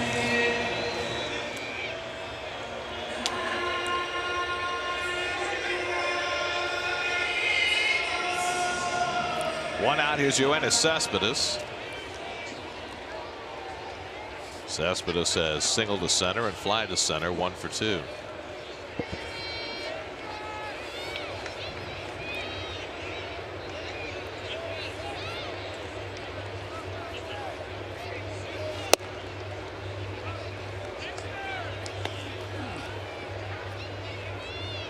Right with the bat in his hands.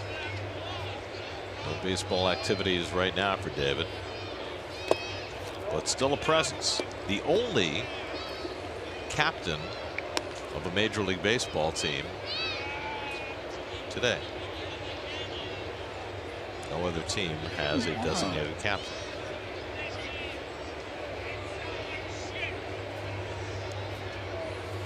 Cespedes pops it a mile high. He missed that. Jerko's circling it. If he would have connected on that one, that might have gone over to the East River.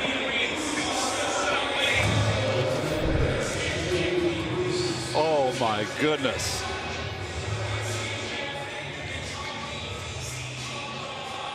Oh, you can see I missed it.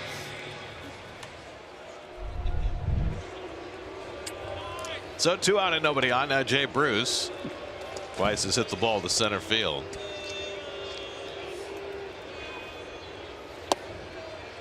And Weaver gets the breaking ball in for a strike. It's been an impressive performance by Luke Weaver.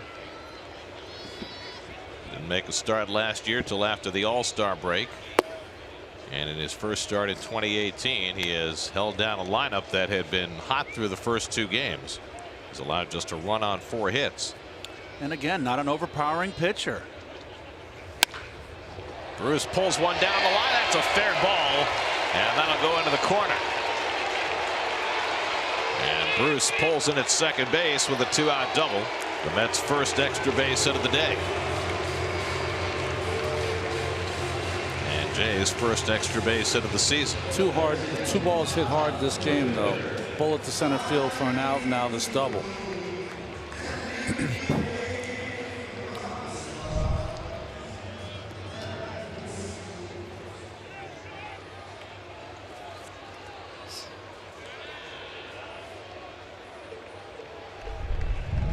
So another 2-out RBI opportunity as Todd Frazier steps in. Frazier has walked and been called out on strikes, 0 for 1.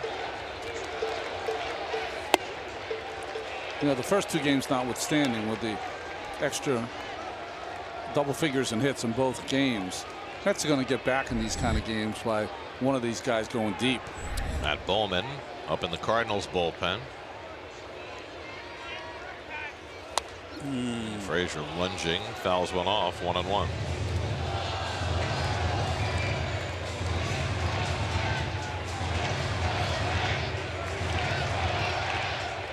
Luke Weaver won 7 straight starts in the second half for St. Louis last year. And trying to protect a 4-1 lead in the 5th. Needs 1 more out to qualify for a win. Up over 90 pitches now.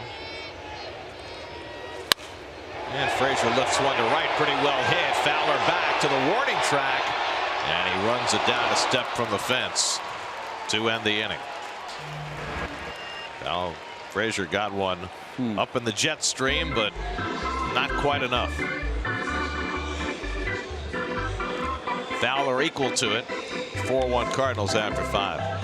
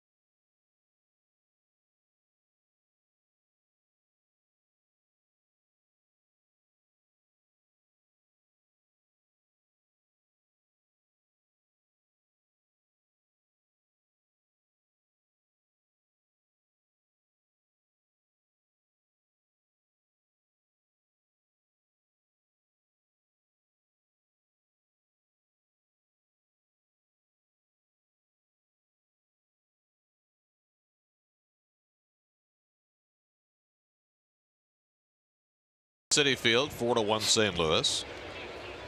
Paul DeYoung leads off for the Cardinals. DeYoung got the first run across for St. Louis with a second inning home run.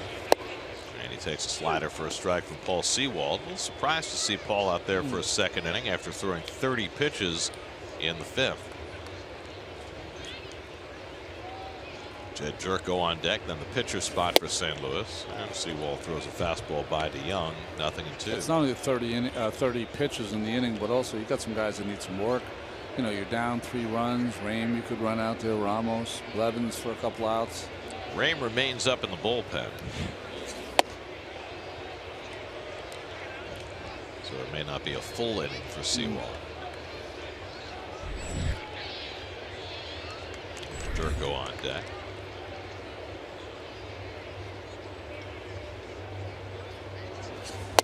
Strike 3 call. Fastball. DeYoung caught looking. Fastball in with 2 strikes. First strikeout for Sewald. Let's answer our Verizon trivia question. 2 National League pitchers since 1967 who've won the Cy Young and MVP in the same year. 50th anniversary of Bob Gibson's historic season. ERA And there's Kershaw. 1.12 earned run average for Mr. Gibson, and they lowered the mound after that year, did they not? 28 complete games, if I remember correctly. 13 shutouts. 13 shutouts. In '67, he was on his way to 20 games, and Roberto Clemente 20 wins, yeah. hit the line drive off of him, off his knee, broke his knee, Broke his leg, yeah. and Gibson missed around 6 weeks, 8 weeks of the season. He'd have been another phenomenal year for him, but he wound up winning 3 games in the World Series. I was going to say it finished pretty phenomenal. Yes, he before did. in '67. I mean, Gibby. Look at that year in '68, and the amazing thing, of course, is that he lost 9 games with a 1.12 ERA. Cardinals did not hit that year. Nope. Cepeda had a bad year. Nobody hit that year. Yeah, and Cepeda, after his MVP season in '67, when he was traded from the Giants to the Cardinals for Ray Sadecki, who won 20 games.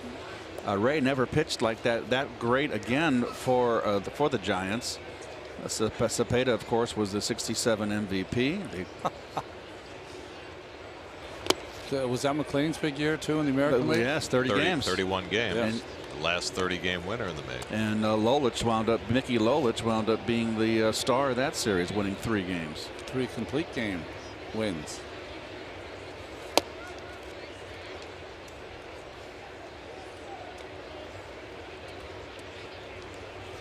Greg Garcia is out on deck for St. Louis with the pitcher spot due up next.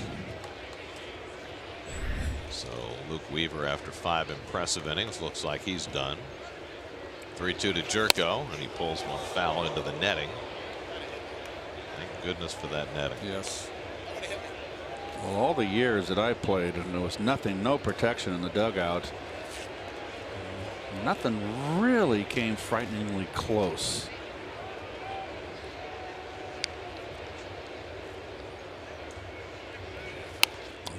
Jerko trying to time that slider and fouled it off.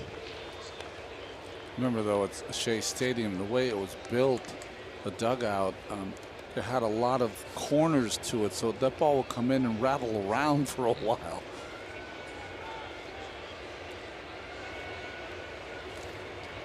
Eighth pitch of the at bat from Sewald.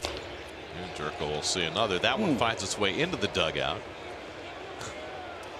Scattered some folks. That's when guys start screaming at you, hey, the field's out there. You have to pull the ball over here for.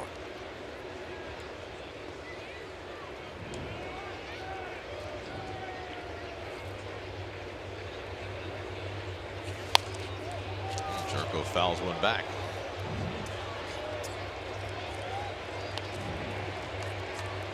Jed Jerko, now 29 years old, hit 30 home runs 2 years ago, 20 last year.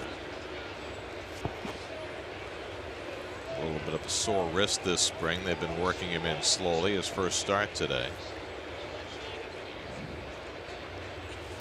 And he lines one into left center, and he wins the battle. On the 10th pitch of the at bat, Jerko has a base hit. And the Cardinals have a 1-out base runner. We're going to check with the studio. Gary Apple has a game break brought to you by your Tri-Honda dealers.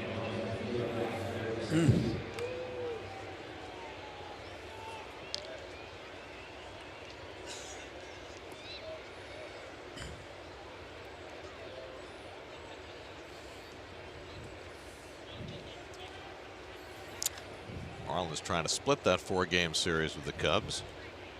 So here's Greg Garcia, the pinch hitter, with 1 out and 1 on, and he takes a breaking ball up high. Most interesting part of that highlight for me, roof open in Miami. I think all weekend it's been open. No, I've never been there when the roof's open, ever. We had one series there a couple of years ago, and I would think next week when we're down there, it's early enough that we have a chance to play with the roof open. I wonder whether, with new ownership, they're more likely to keep the roof open more often, because they were very reluctant to ever open the roof with the old ownership. They felt as though any threat of weather, they wanted to close it up.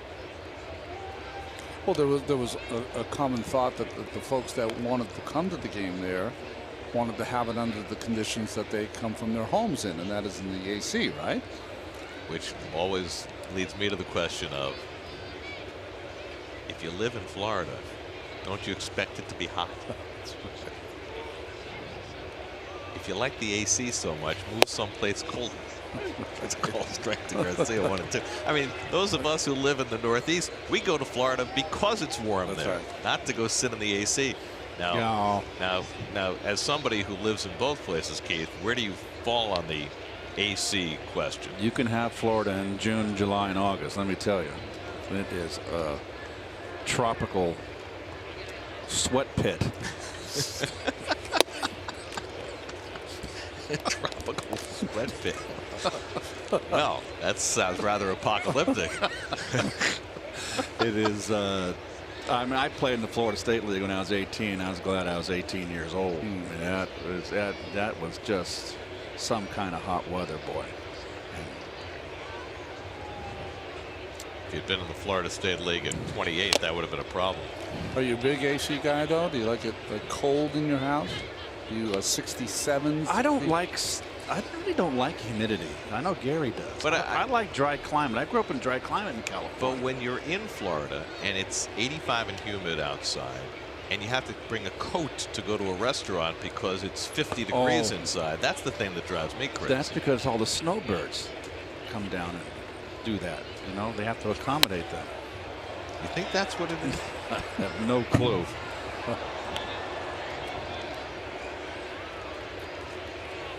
But I do try to keep the, I mean, I face west, so I don't get the, late afternoon I get the sun coming in, and that's when it gets a little bit too hot, and I'll turn the air on. But most of the morning, all morning and half the afternoon, I mean, those sliding doors are open.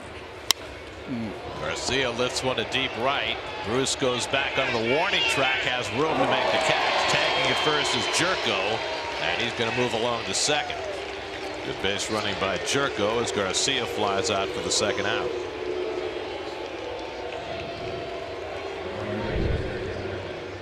Oh, another ball down that right field with that little area that is kind of concave, I guess. Is that the right term, Gary? Kind of set back. No support from you, Gary, on that? Concave would imply something of a curve. Okay. An arc. So what would you call that? What would be the correct term? The way that's Recessed. Good. Nice job. Good job, Ronnie. That's good. Excellent. In the manner of a bay window. There you go. See, if you, it's 370 out there to the left, to the center field side of that recess, Ron. And if they didn't have that angle going back, it would cut straight across, and it would be really, you can see how, what a bandbox it would be there. So I think it's necessary. If it's 370, right where the young man, the guy standing right there in the bullpen, the Met guy, and that might be Dave Racanello. Nice job, Keith. It's taking you 12 years to get his name right. I mean, that would be a nice place to poke a ball, but not as nice as Yankee Stadium, though. Let's see the pitch count on Seawald approaching his career high. 1-2 to Fowler, who's 0 for 3 today.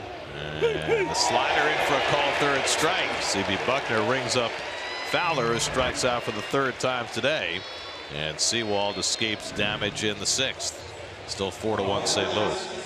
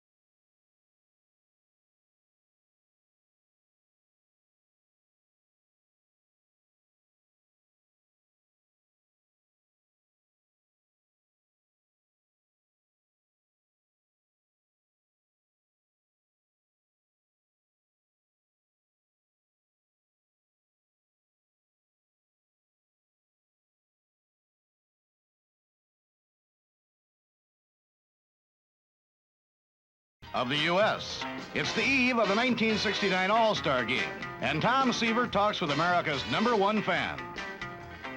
Next day, Ted Williams meets the Met super duo of Koosman and Seaver, and Pete Rose and Cleon Jones discuss batting averages. Well, how cool is that? You know, Cleon gave Pete a pretty good run for his money in that batting race in '69. Clean on about 340. 340 that year. Yeah. Yep. Rose won. Did he win the MVP in '69? Matt Bowman in to pitch for the Cardinals. Flores hits the first pitch on the ground to short. DeYoung throws him out, 1 away. I don't think so. No, I think McCovey won the That's MVP right. in '69. Here's Matt Bowman, the former Met farmhand. Yeah, Rule 5 for the Cardinals a couple seasons ago. Big numbers last year. 75 games. Had a rough outing on opening day, gave up 3 runs in a third of an inning. Kevin Plawecki has walked and flied out. Mets were held in check for the first 5 by Luke Weaver. He allowed just a run on 5 hits, walked 3, struck out 3. And now the Cardinals in their bullpen in the 6th, protecting a 3-run lead. Plawecki has scored the Mets' only run in this game.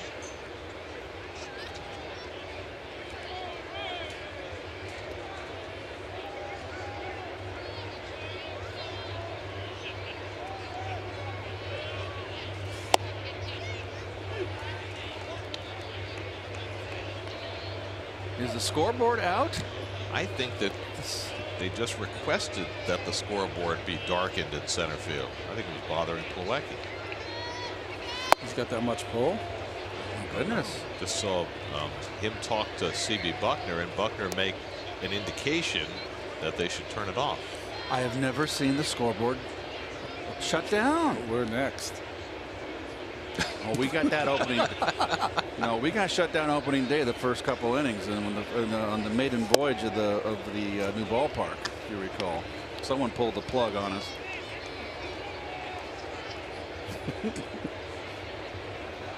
Just wait till Wednesday.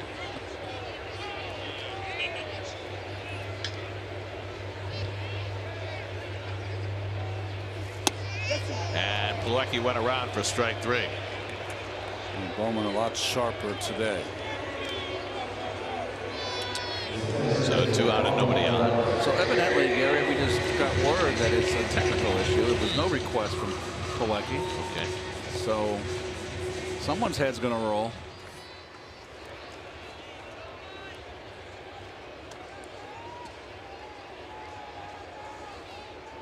Here's Juan Lagares.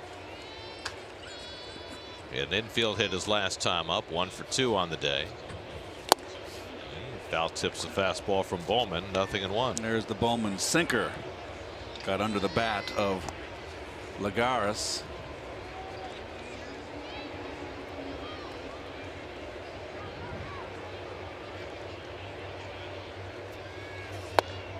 And now the other scoreboard has gone out. Oh, there it goes. Back on. It's back. Quick as a flash. Come on, it's just a fuse. Come on, guys. I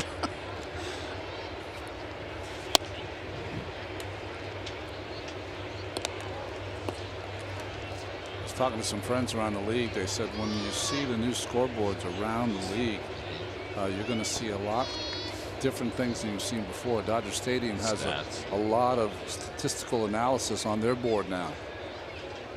It's a lot of clutter, I think. Line base hit. And Lagares has his second straight 2-hit game.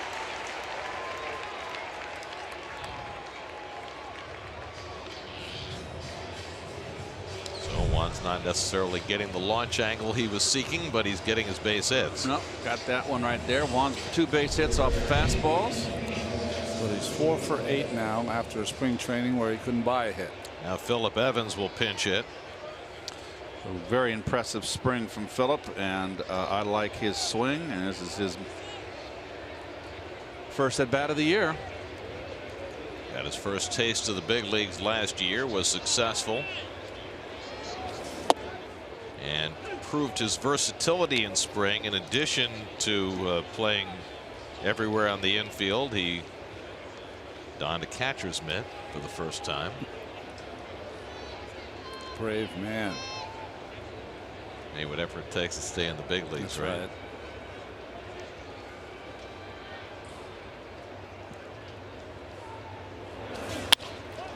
Down the left field line, Ozuna coming over, and he gets there to retire the side. So Evans flies out as a pinch hitter, and Bowman puts up a 0 in the 6th. Still 4-1 St. Louis.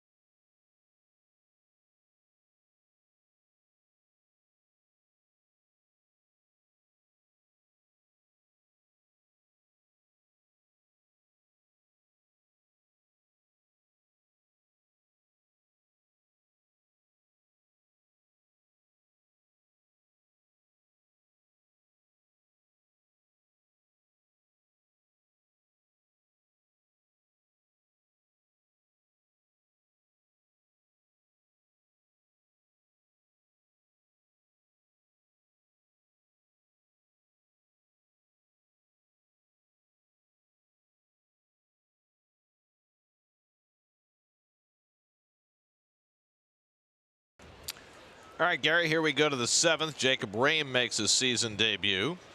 He'll face Tommy Pham leading off in the 7th inning. And Pham hits a fly ball out to center. And Lagares steadies. 1 pitch, 1 out for Rame. Very nice. See his numbers from last year. He was acquired for Curtis Granderson from the Dodgers organization. Mets are going to be in Baltimore this year, right? Yes. I have that series. In August, I believe. Yeah. I think. Do they come here too? Yes. Here's Carpenter, who's walked twice and grounded out 0 for 1. Rame, the 3rd Met pitcher of the day. Paul Sewald worked 2 innings in relief through 55 pitches. Allowed a run on 3 hits.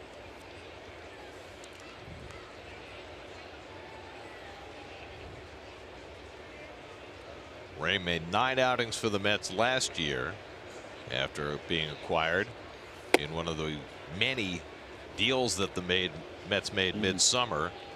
They acquired relief pitching in virtually every one of those trades for Granderson, for Bruce, for Duda, etc., etc.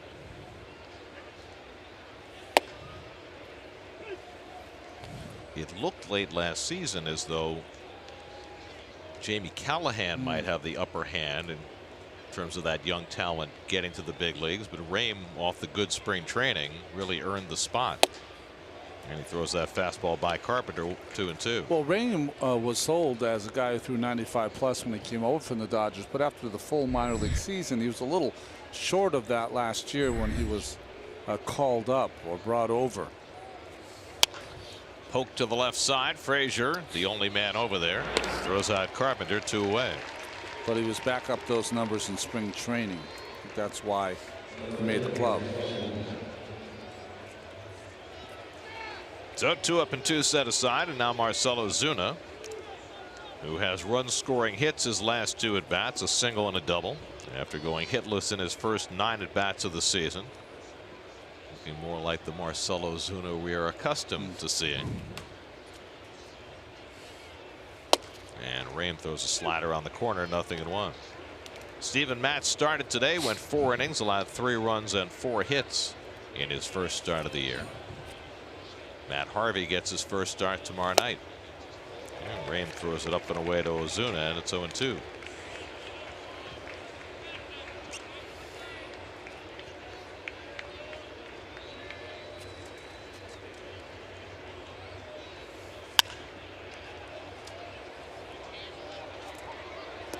There are the city probables for the series against the Phils. Ben Lively really had the Mets number last year. Aaron Nola, their opening day starter, should be fresh for Tuesday's start against Seth Lugo. And Nick Pivetta and Noah Syndergaard, the Wednesday afternoon game. So they're going to miss Arrieta. Arrieta's, what's his first start? The 8th, maybe. Yeah, is he supposed to make one more like kind of simulated game or something? Yeah. Speaking of simulated games, Jason Vargas is supposed to throw a simulated game. That's a broken bat blooper behind second, and that's going to fall in for a base hit. So Ozuna, at the cost of a bat, has his 3rd hit of the day. Well, he busts out of that 0 for 8 in the first 2 games. Inside out swing, completely jammed. Look at that bat. Yes, look at that little splinter right there. Just a sliver. How cool is that? Had a knock in it too. So here's Jose Martinez, who's 0 for 2, and he's been hit by a pitch. Ozuna at first and 2 out. And he rips one right to Frazier. That retires the side. Hard hit ball by Martinez to no effect. Rame has a scoreless inning. Stretch time, it's 4-1.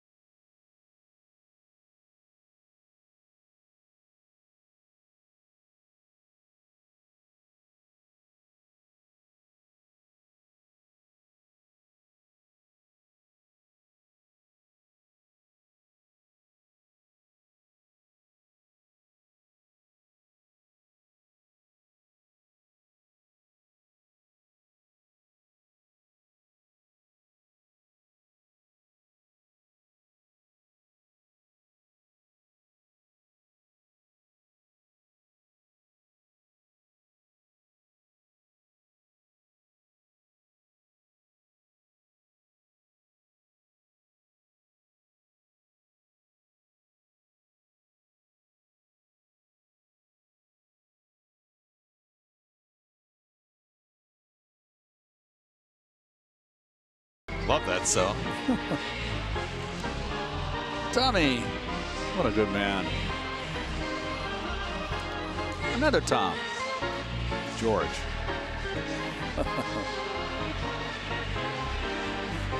New York Mets baseball on SNY is brought to you by Tri-Honda. Hurry to your local Tri-Honda dealer for great deals on all models.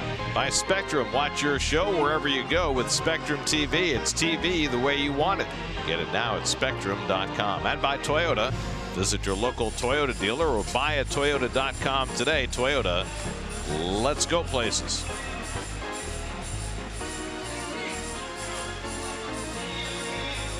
We go to the bottom of the 7th at Citi Field. I hear that organ version of Meet the Mets transports me back to Shea Stadium. That's right. I feel like Jane Jarvis is with us in spirit.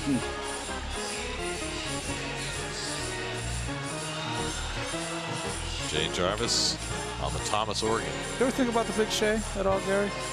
All the time. I do too. I do too. Her organ had a good, deep, rich sound, if I recall. It was a different kind of a ballpark organ. Definitely was. It was unique.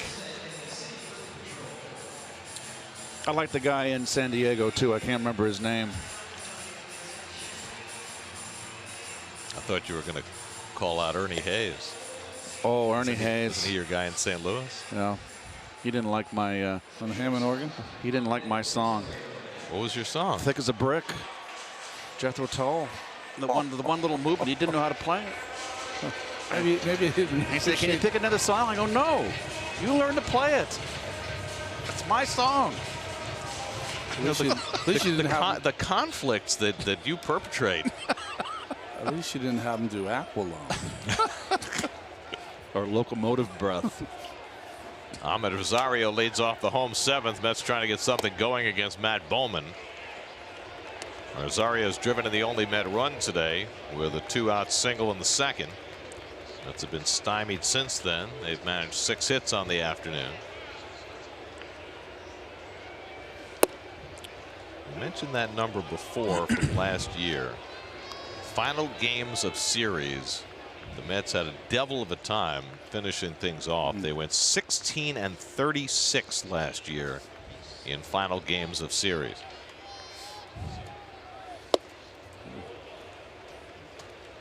And whether you've won the first 2 or split the first 2 or lost the first 2, that last game of the series always feels as though it's hard to sweep. It's important and difficult. I just think the other team comes to the ballpark not wanting to get swept and is being more determined is not the right term, because you're on the other side going, hey, let's get the sweep. Well, the crowd's trying to get a little more determined here.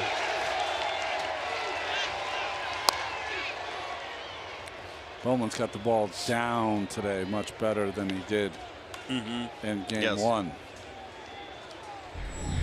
As Drupal Cabrera at the top of the order on deck, and then you went to Cespedes for the Mets in the 7th.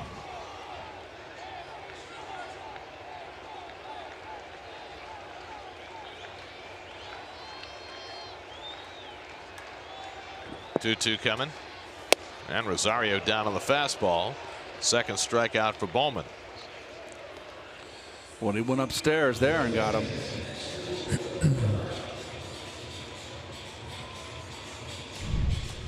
Chased a high, hard one.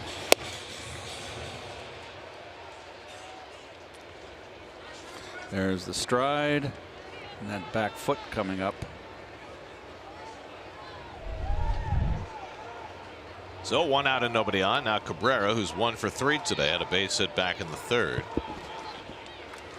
And takes curveball for a strike. So last year, Matt Bowman made 75 appearances, none longer than an inning and 2/3.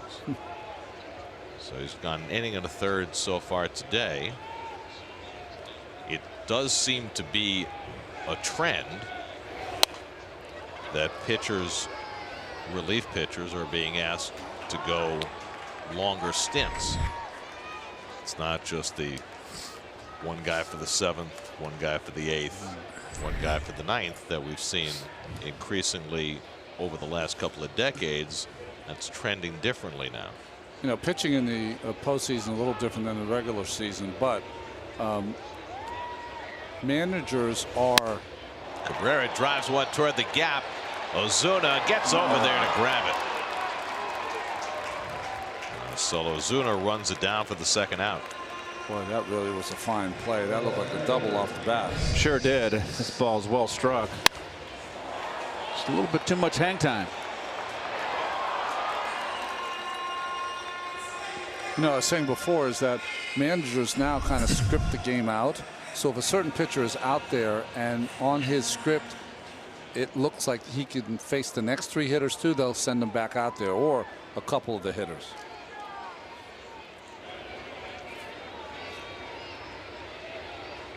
Two out and nobody on for Cespedes, who's 1 for 3. I guess the question is, what is more effective? Is it more effective to have a pitcher throw 1 inning several days in a row, or have him pitch multiple innings and then have days off in between? And I guess it depends on the pitcher. Well, I think it also depends on your starting pitcher. If he only goes 5 innings, then sometimes you need a guy to pick you up for 6 outs to get the game back where you want it to late in the game with your most important relievers. So here's Bowman, who did not go 2 full innings all of last year, trying to do that right now. And it looks like he's gotten it done. Cespedes pops it up. Pham comes in to call. Side retired. Let's go 1, 2, 3 in the 7th. Still 4-1 St. Louis.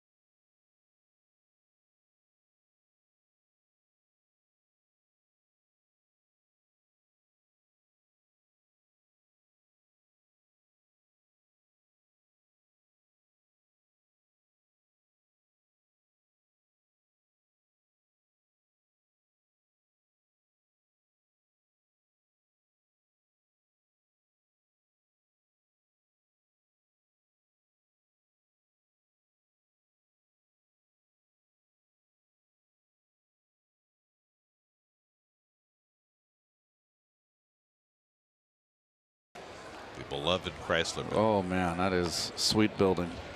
Art Deco? Yes. That was the view from my condo. You had a helicopter in your condo? Oh, well, let me clarify that. It was the view out my window of my bedroom. You could see the Chrysler building. It's a great view out of the bedroom. We'll get in the morning. There was the Chrysler building. Even at night, it was there. It's hard to move.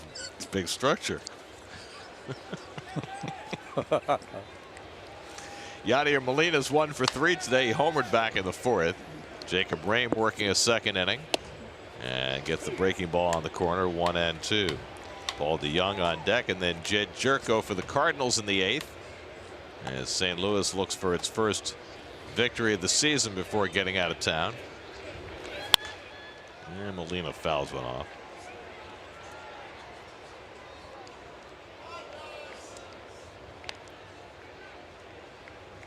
Yes, it was 64 to 08.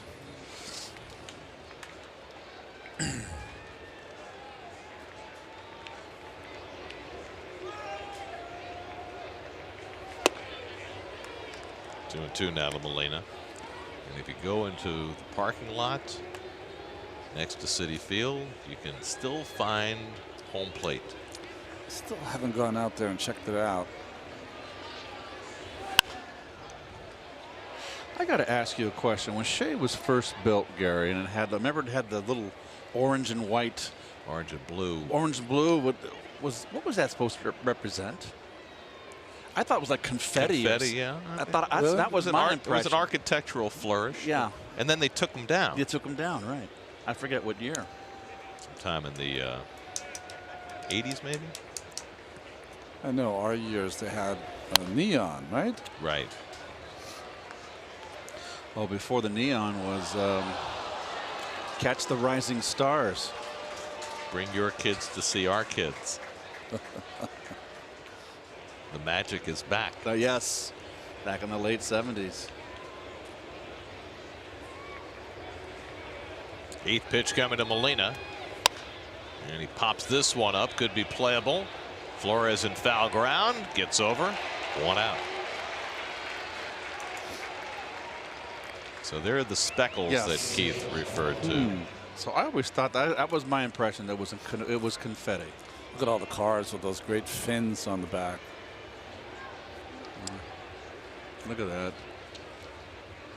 Your 1964 Chevy. Plush. It was plush at the time. And Ed Herlihy. Remember Ed Herlihy? That voice. Oh. Call strike to DeYoung. I mean, you know, the stadiums are so much more intimate today. I just remember the first time I ever saw Shea Stadium was when I was called up to the major leagues. I couldn't believe how big it was. DeYoung drives another one to deep left field. Cespedes back, and it's out of here. DeYoung has his second home run of the day as he clears the railing in left field. And Paul DeYoung, who tormented the Mets in St. Louis last year, having himself a day. A 2-home run afternoon for DeYoung, and it's 5-1 St. Louis. First career multi-home run game for Paul DeYoung. Good to see Philden Colbreth, the second base umpire, hustling out into the outfield. And the ball clearly cleared the orange line off the M&M sign.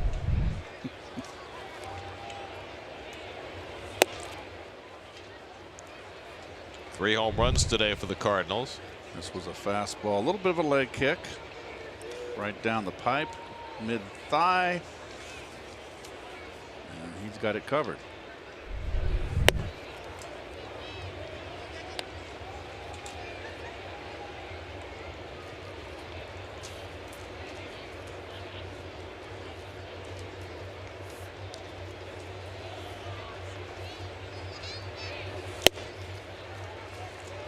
Fastball from Rame, 2-1.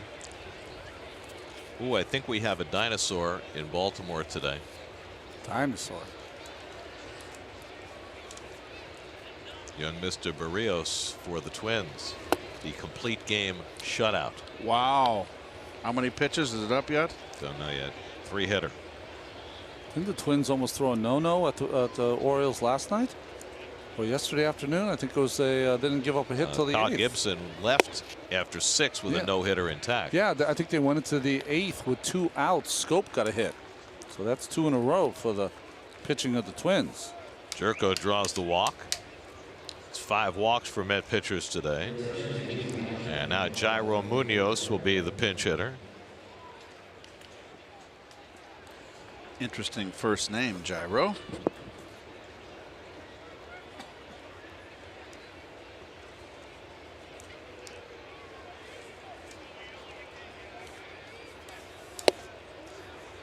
And he goes after the Rame slider, 0-1.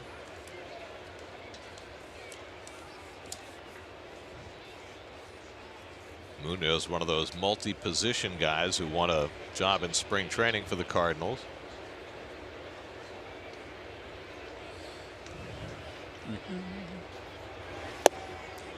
chases another slider, and it's 0-2. Munoz has seen a fastball yet.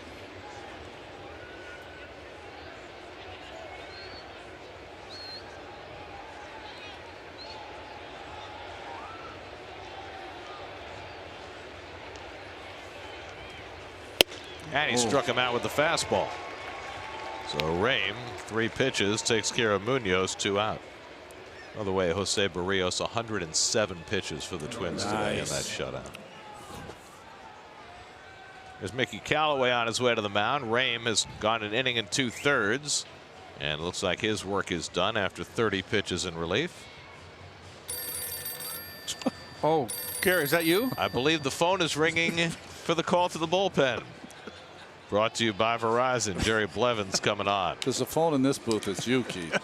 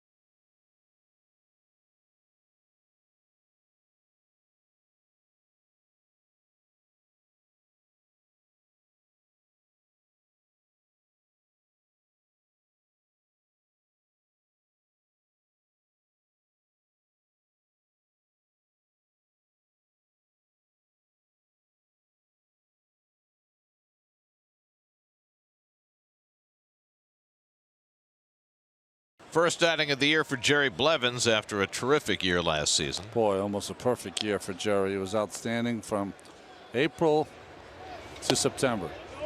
Starts Dexter Fowler off with a fastball away. Fowler 0 for 4 today with 3 strikeouts, 0 for 13 in this opening series. Blevins, the 4th Met pitcher of the afternoon after Rame went an inning and 2/3.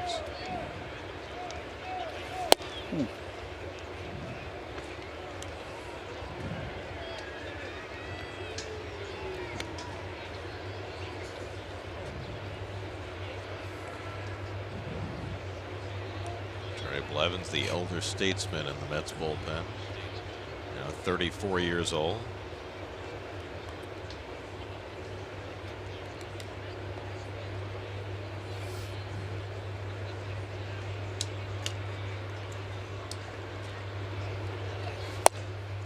And all fastballs to Fowler, 2-1. It's going to be interesting to see Jerry's pitch selection this year. He became so curveball dominant last year. After fastball dominant the year before. There goes Jerko, and no throw by Plawecki, and Jerko steals the base. That's just a case right there. He broke and just took a chance that Blevins was going home and no chance to throw him out. Cardinals' second stolen base of the day. Pham had a steal back in the third that led to a run. Now Blevins behind on Fowler, 3-1. And he misses with the fastball for ball 4.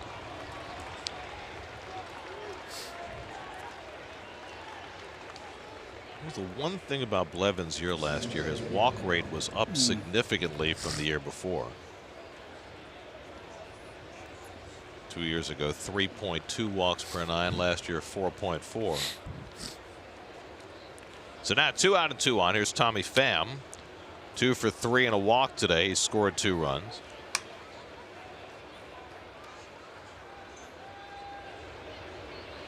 Fowler finally finds his way on base.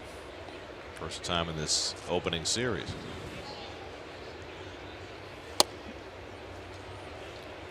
Jerry looks a little rusty so far.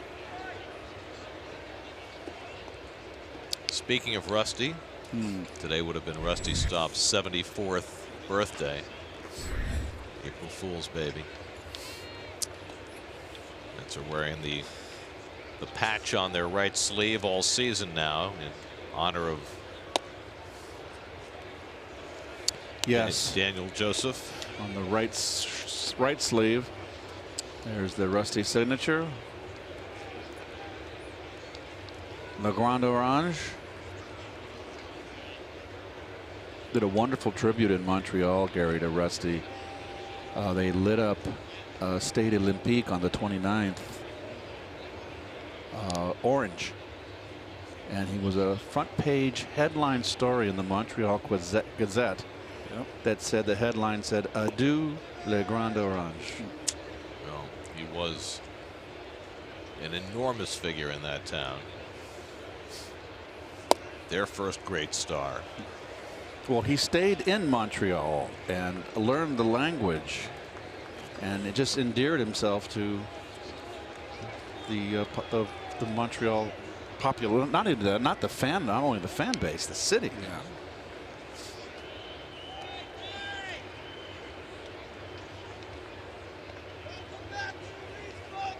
Blevins struggling with his control, and he walks Pham on 4 pitches to load the bases. So Blevins has come in and walked his first 2 hitters. That's 7 walks by Met pitchers, and Dave Island's going to go out and talk to Jerry before he faces Carpenter with the bases full. You know what I thought was interesting about Rusty when he was, I heard him talking about why he learned the language. It wasn't because he wanted to become popular or brand himself. No, it was because he said it was a shame that young kids would come up at Jerry Park and he would speak and he didn't know what to say to them. Right. And that's where it came from. It's just so innocent and wonderful in so many different ways. Nice.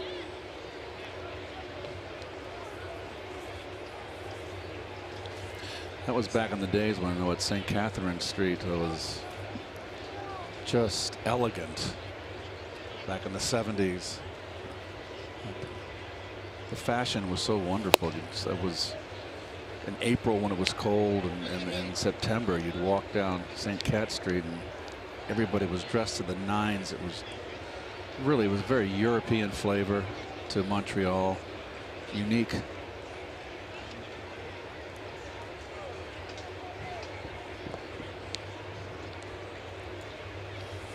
Well, in those first days in Montreal, when baseball first got there in '69 on the major league level, it was a major league city with a minor league ballpark. Folks would sit on snowbanks. Well, there's Park Jerry in the background right there. I mean, it was like a minor league park. And that wind would blow. Oh, was it cold.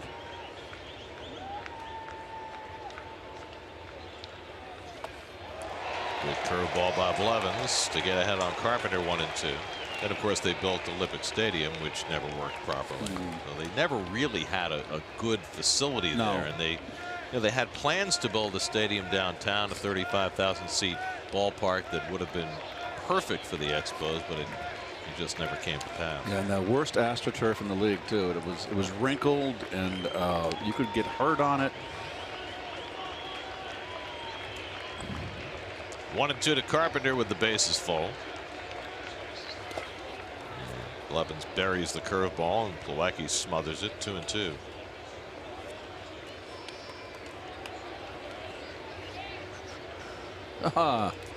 Orange Crush, perfect. This is the best, says Rusty Staub. The big orange. For all you young people. Come see the Grand Orange in the concourse. It's pretty cool. The perfect nexus of player and endorsement. Orange Crush. 2-2. Off the corner. And now Blevins, after walking the first two, runs the count full to Carpenter with the bases full.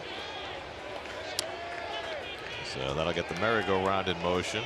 Jerko, Fowler, and Pham will all be running.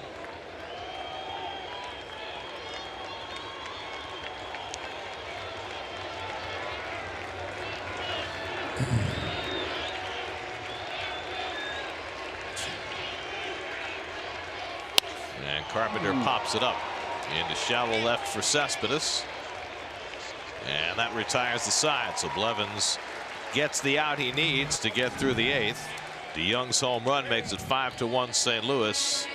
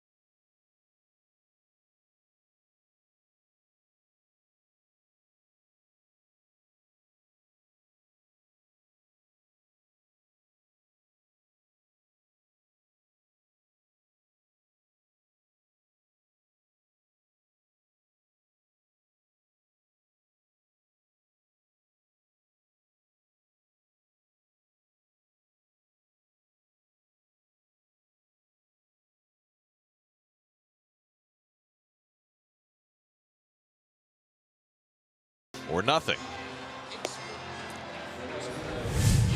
Double switch for the Cardinals as we go to the bottom of the eighth. Jordan Hicks, who pitched on opening day very impressively, will come on to pitch. Yeah, we saw him so young, but Yadier Molina, there's a story being told that he talked to the front office and said, we have to have this kid. He's just too good. And he looked great on opening day. Just 21 years old. Colton Wong will play second base. Wong will bat ninth. Hicks will hit in the third spot as Carpenter comes out. Jay Bruce leads off for the Mets in the home eighth inning. Mets haven't been able to get anything started today offensively. After scoring 15 runs in their first two games, they've been held to a run on 6 hits today. There's Wong, who started the first 2 games of the season, coming in defensively today. Bruce has a double his last time up. And 101-mile-an-hour fastball from Jordan Hicks. Good afternoon. Ball one. With movement. Fireballer from Houston, Texas. And it's grounded right back to Hicks. And he makes the play on Bruce, 1 out. Join T-Mobile and score free MLB.tv all season long. Sign up now through April 2nd at T-Mobile.com/MLB.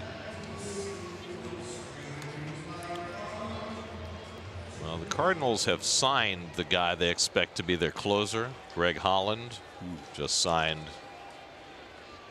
on the eve of the season. He'll probably be ready in a short order after a stint in the minor leagues. but you could see a scenario where this kid becomes a closer very quickly. Ball and a strike on Frazier. His mechanics are good for such a young pitcher. His demeanor is good. Now, this first time getting some outs late in the game. It'll be interesting to watch in the major league level anyway. Third round pick coming out of high school in 2015. Got a little bit of cut sometimes, a little bit of sink. And there's a slider. A.J. Ramos up in the Mets bullpen. Looks like he'll get the top of the ninth. Ramos is yet to take the mound this year. That'll complete the entire bullpen. Now we'll have had some work. Well, there's no off day until Friday. Weird, the Mets get 2 Fridays in a row off. Right. The whole start of the season's been a little muddled because of the Thursday beginning. Swing and a miss, and Frazier is out on strikes. So Hicks takes care of the first 2 hitters in the 8th in short order.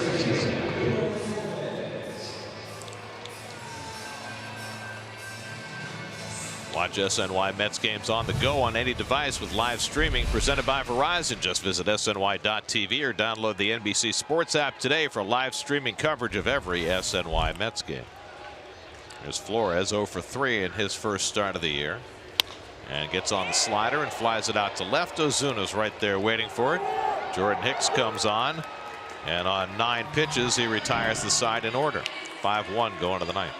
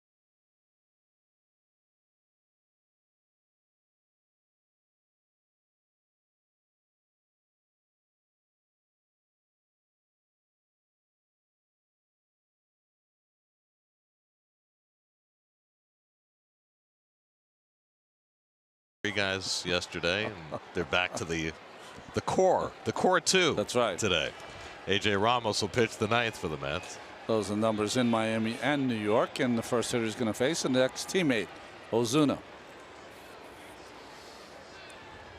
Ozuna's had a breakout afternoon. He's gone 3 for 4, 2 singles and a double. He's driven in 2 runs. Ramos, the 5th Met pitcher of the afternoon. And Ozuna takes the fastball down for ball 1. Steven Matz started, allowed 3 runs and 4 hits over 4 innings. Paul Sewald gave up a run in 2 innings. Jacob Rehm allowed a run in an inning and 2/3. And Jerry Blevins got an out in the 8th. 2-0 to Ozuna with Jose Martinez on deck, and then Yadier Molina in the top of the 9th.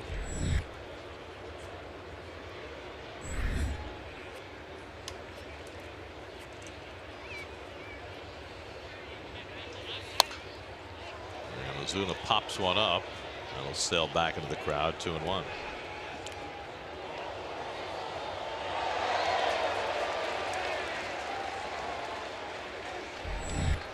Dominic Leone, Connecticut native, up in the bullpen for the Cardinals. Looks like he'll get the bottom of the 9th.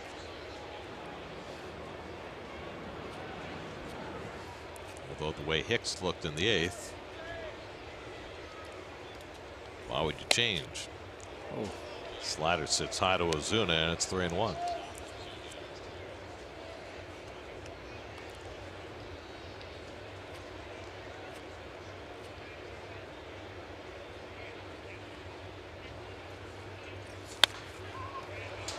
Back this way. 3-2.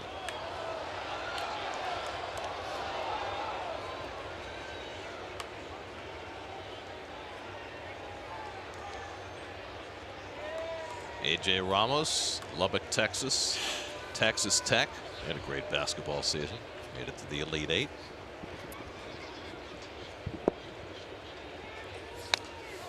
What do you got in the final? I didn't get to see the games last night. I mean, Villanova's just so much better than everybody else. Yeah, I read they're raining threes, right? They've made more threes than any team in history now. When they're cooking, they're fun to watch. I like their coach. Yeah, Jay is he's terrific. 3-2 coming, and Ozuna fouls off the breaking ball.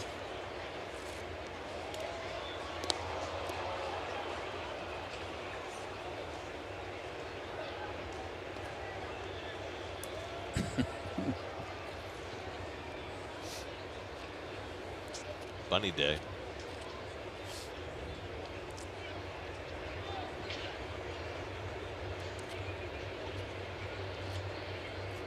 Eighth pitch of the at bat coming to Ozuna, and he got him looking with a fastball. So Ramos gets the upper hand against his old teammate, and that's the first out. Fastball in with 2 strikes. Caught him guessing. Breaking ball from Ramos.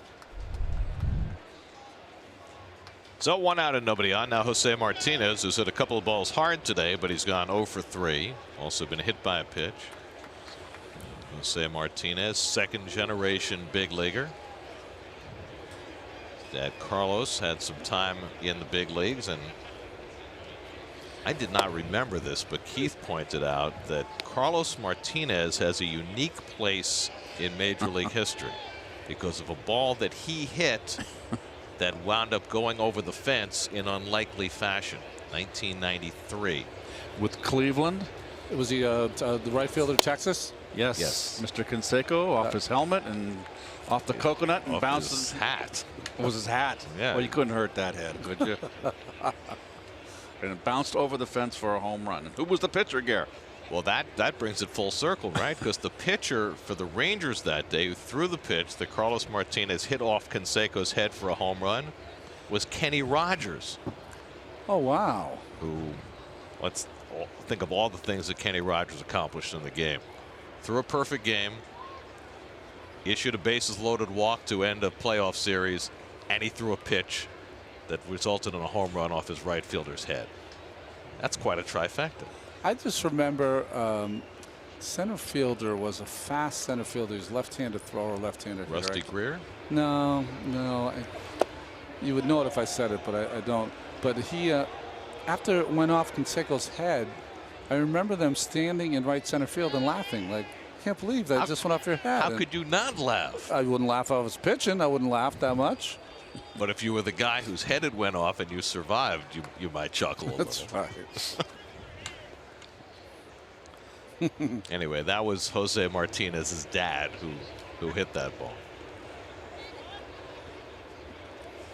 And now full count to Jose.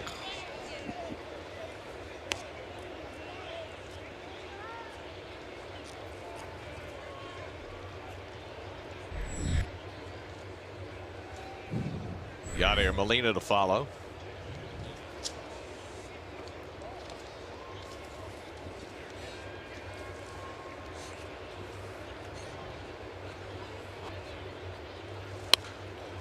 And the 3-2 breaking ball is popped up in foul ground. Flores has room to grab it. 2 out. So Martinez retired, 2 away. Tomorrow at 6, with a few games under their belt, get an inside look at the Mets and Yankees as our panel of insiders breaks down the latest New York baseball news on Baseball Night in New York, presented by Tri-State Cadillac Dealers. Tomorrow at 6, only on SNY. Tonight at 11 o'clock, it's Geico Sports Night. We'll take you around the majors. Michael Conforto is traveling to New York today. He's not eligible to come off the DL till later this week, but we'll have more on that and a preview of Villanova, Michigan tomorrow night. So how fast do you think the Mets and Phillies can play tomorrow night so we can get a peek at that championship game? Good luck. No? I mean, you've been talking all about Gabe's pitching changes, Gabe Kapler. We can put it up here in this, this monitor that goes to the studio. No, we have to pay full attention to the task at hand. Up at 2 to Molina. You know what you're going to be paying attention to more than anything else tomorrow night? Staying warm. That's exactly right. It will be job 1. David Hulse. You remember that? David Hulse. Center fielder? That's who it was. 0-2 to Molina, who homered back in the 4th inning. And it's just off the plate, 1-2. In the bottom of the 9th, the Mets will have 6, 7, and 8 in the order. Plawecki, Lagares, and the pitcher's spot due up.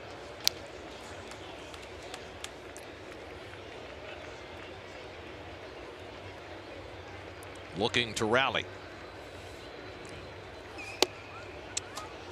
And slider stays inside, 2-2 to Molina.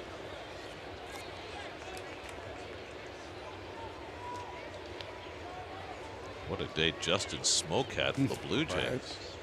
2-run homer and a grand slam as Toronto gets a split of that series with the Yankees. Molina pops one up on the right side. Cabrera waiting for it to come down. Side retired. Ramos has a 1-2-3 top of the 9th. Last licks for the Mets, down 5-1.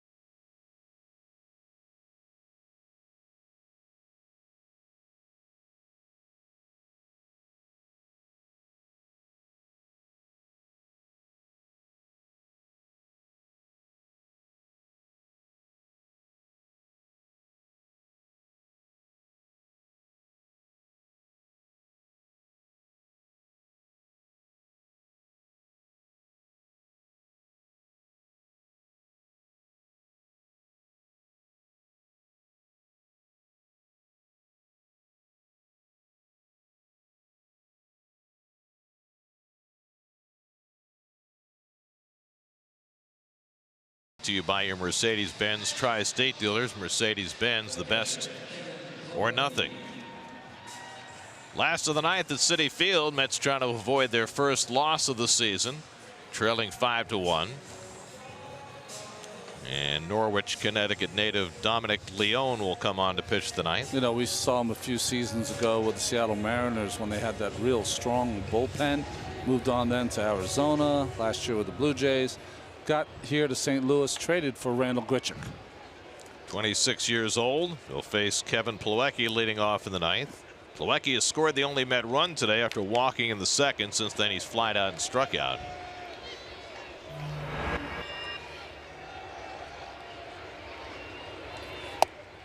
And a fastball from Leone for a strike. Luke Weaver went 5. He's in line for the win for the Cardinals. He allowed a run on 5 hits. Matt Bowman 2 scoreless innings. And Jordan Hicks a 1-2 3/8.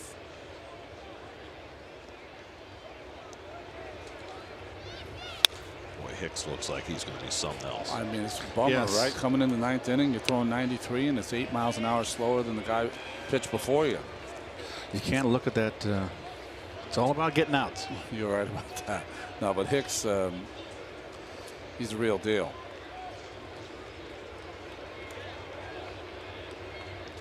Oh, 2 from Leone.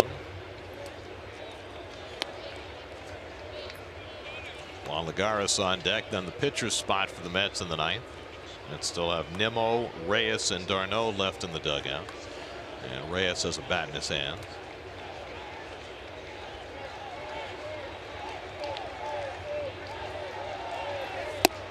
It's too high, 2-2. I think Reyes is the last Met who has not participated other than starting pitchers, right? Mm-hmm. Harvey and Lugo go the next 2 days, and then everybody will have gotten in. And Leone throws one by Plawecki for the first out in the ninth. Get to Citi Field Saturday night, April 14th. The Mets play the Brewers at 7:10. You can stay after the game and enjoy a fireworks show that will light up the Citi Field sky. For tickets, visit Mets.com/fireworks. Juan Lagares got the start today because Nimmo was feeling ill, and Juan has responded with his second straight 2-hit game. Good cutter from Leone to start him off. And there is Reyes, who had more plate appearances than any Met last year. That's right. Which was not in the master plan, but that's how it worked out. That's poked into center field, and Lagares has his 3rd hit of the day. Try to find silver linings within a game that you're losing by 4. Well, that's your silver lining today, Keith. 3 for 4 for Juan. 3 singles. High slider. Reached a little bit for it. Nicely done, Juan. Well, I can tell you this: if he hits over 500, you have to keep him in the line. Yes. Because, you know, he can play center field a little bit. Here's Reyes. Last year, 2 for 9 as a pinch hitter.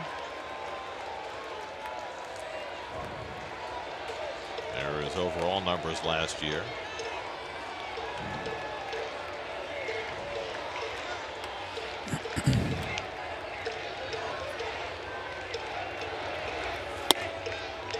Takes a strike. Jose, who played his first game as a Met 15 years ago. Came up right before his 20th birthday in 2003. Which by my calculations means he'll turn 35 this summer. It's hard to believe. Read something where John Franco was saying that Reyes used to call him Grandpa when he first came up, and Johnny gave it right back to him. Said, "What do they call you now?"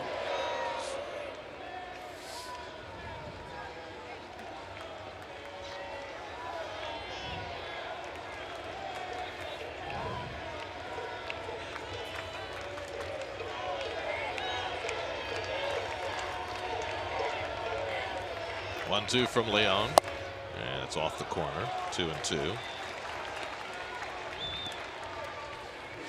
Ahmed Rosario waiting on deck. Usually wherever Reyes goes, Rosario is close behind. That's right. So that's appropriate.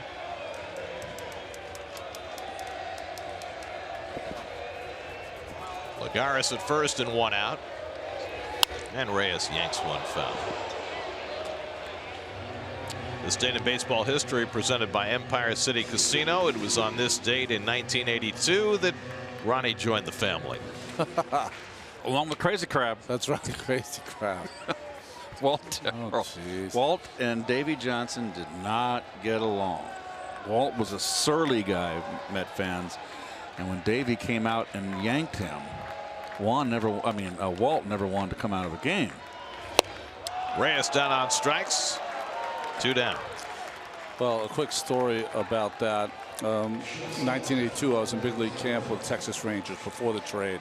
So it really tells you what the business is like. Called into the office as the last cut. Don Zimmer tells me, he said, listen, kid, you're going to go to Oklahoma City. You're going to start 3 times. You're going to start in Texas against Minnesota in April, whatever. I was so happy driving from Pompano Beach to Plant City to minor league operation for the Texas Rangers. In those 4 hours while I was driving, I was traded to the Mets. Worked out pretty good. Yes, it did. Eventually. Rosario pops it up. Colton Wong puts it away. And the Mets fall short for the first time in 2018 as the Cardinals salvage the finale of the 3-game series. Mets managed just a run on 7 hits today. Luke Weaver gets the win. Steven Matz takes the loss. And the Mets take 2 out of 3 in their season opening series as St. Louis wins today 5-1. Well, it was Paul DeJong again who had a big day for the Cardinals. They had the long ball working. Steven Matz coming out of the chute in his first start did not have a good start today. Struggled, only went 4 innings, and the Mets were behind for the entire game. Well, the Mets only got 7 hits, 3 hits by Lagares, the one shining light, and Rosario drove in the lone Met run with a base hit in the bottom of the 2nd inning. There's your game summary presented by Tri-State Buick. Paul DeJong, who put a hurt on the Mets last year, did it again today. Molina, who had not homered in Flushing in 12 years before this series, hit 2 in this 3-game set. Mets, though, take 2 out of 3, winning the first 2. Cardinals take today's game 5-1. We'll come back with more from Citi Field in just a moment.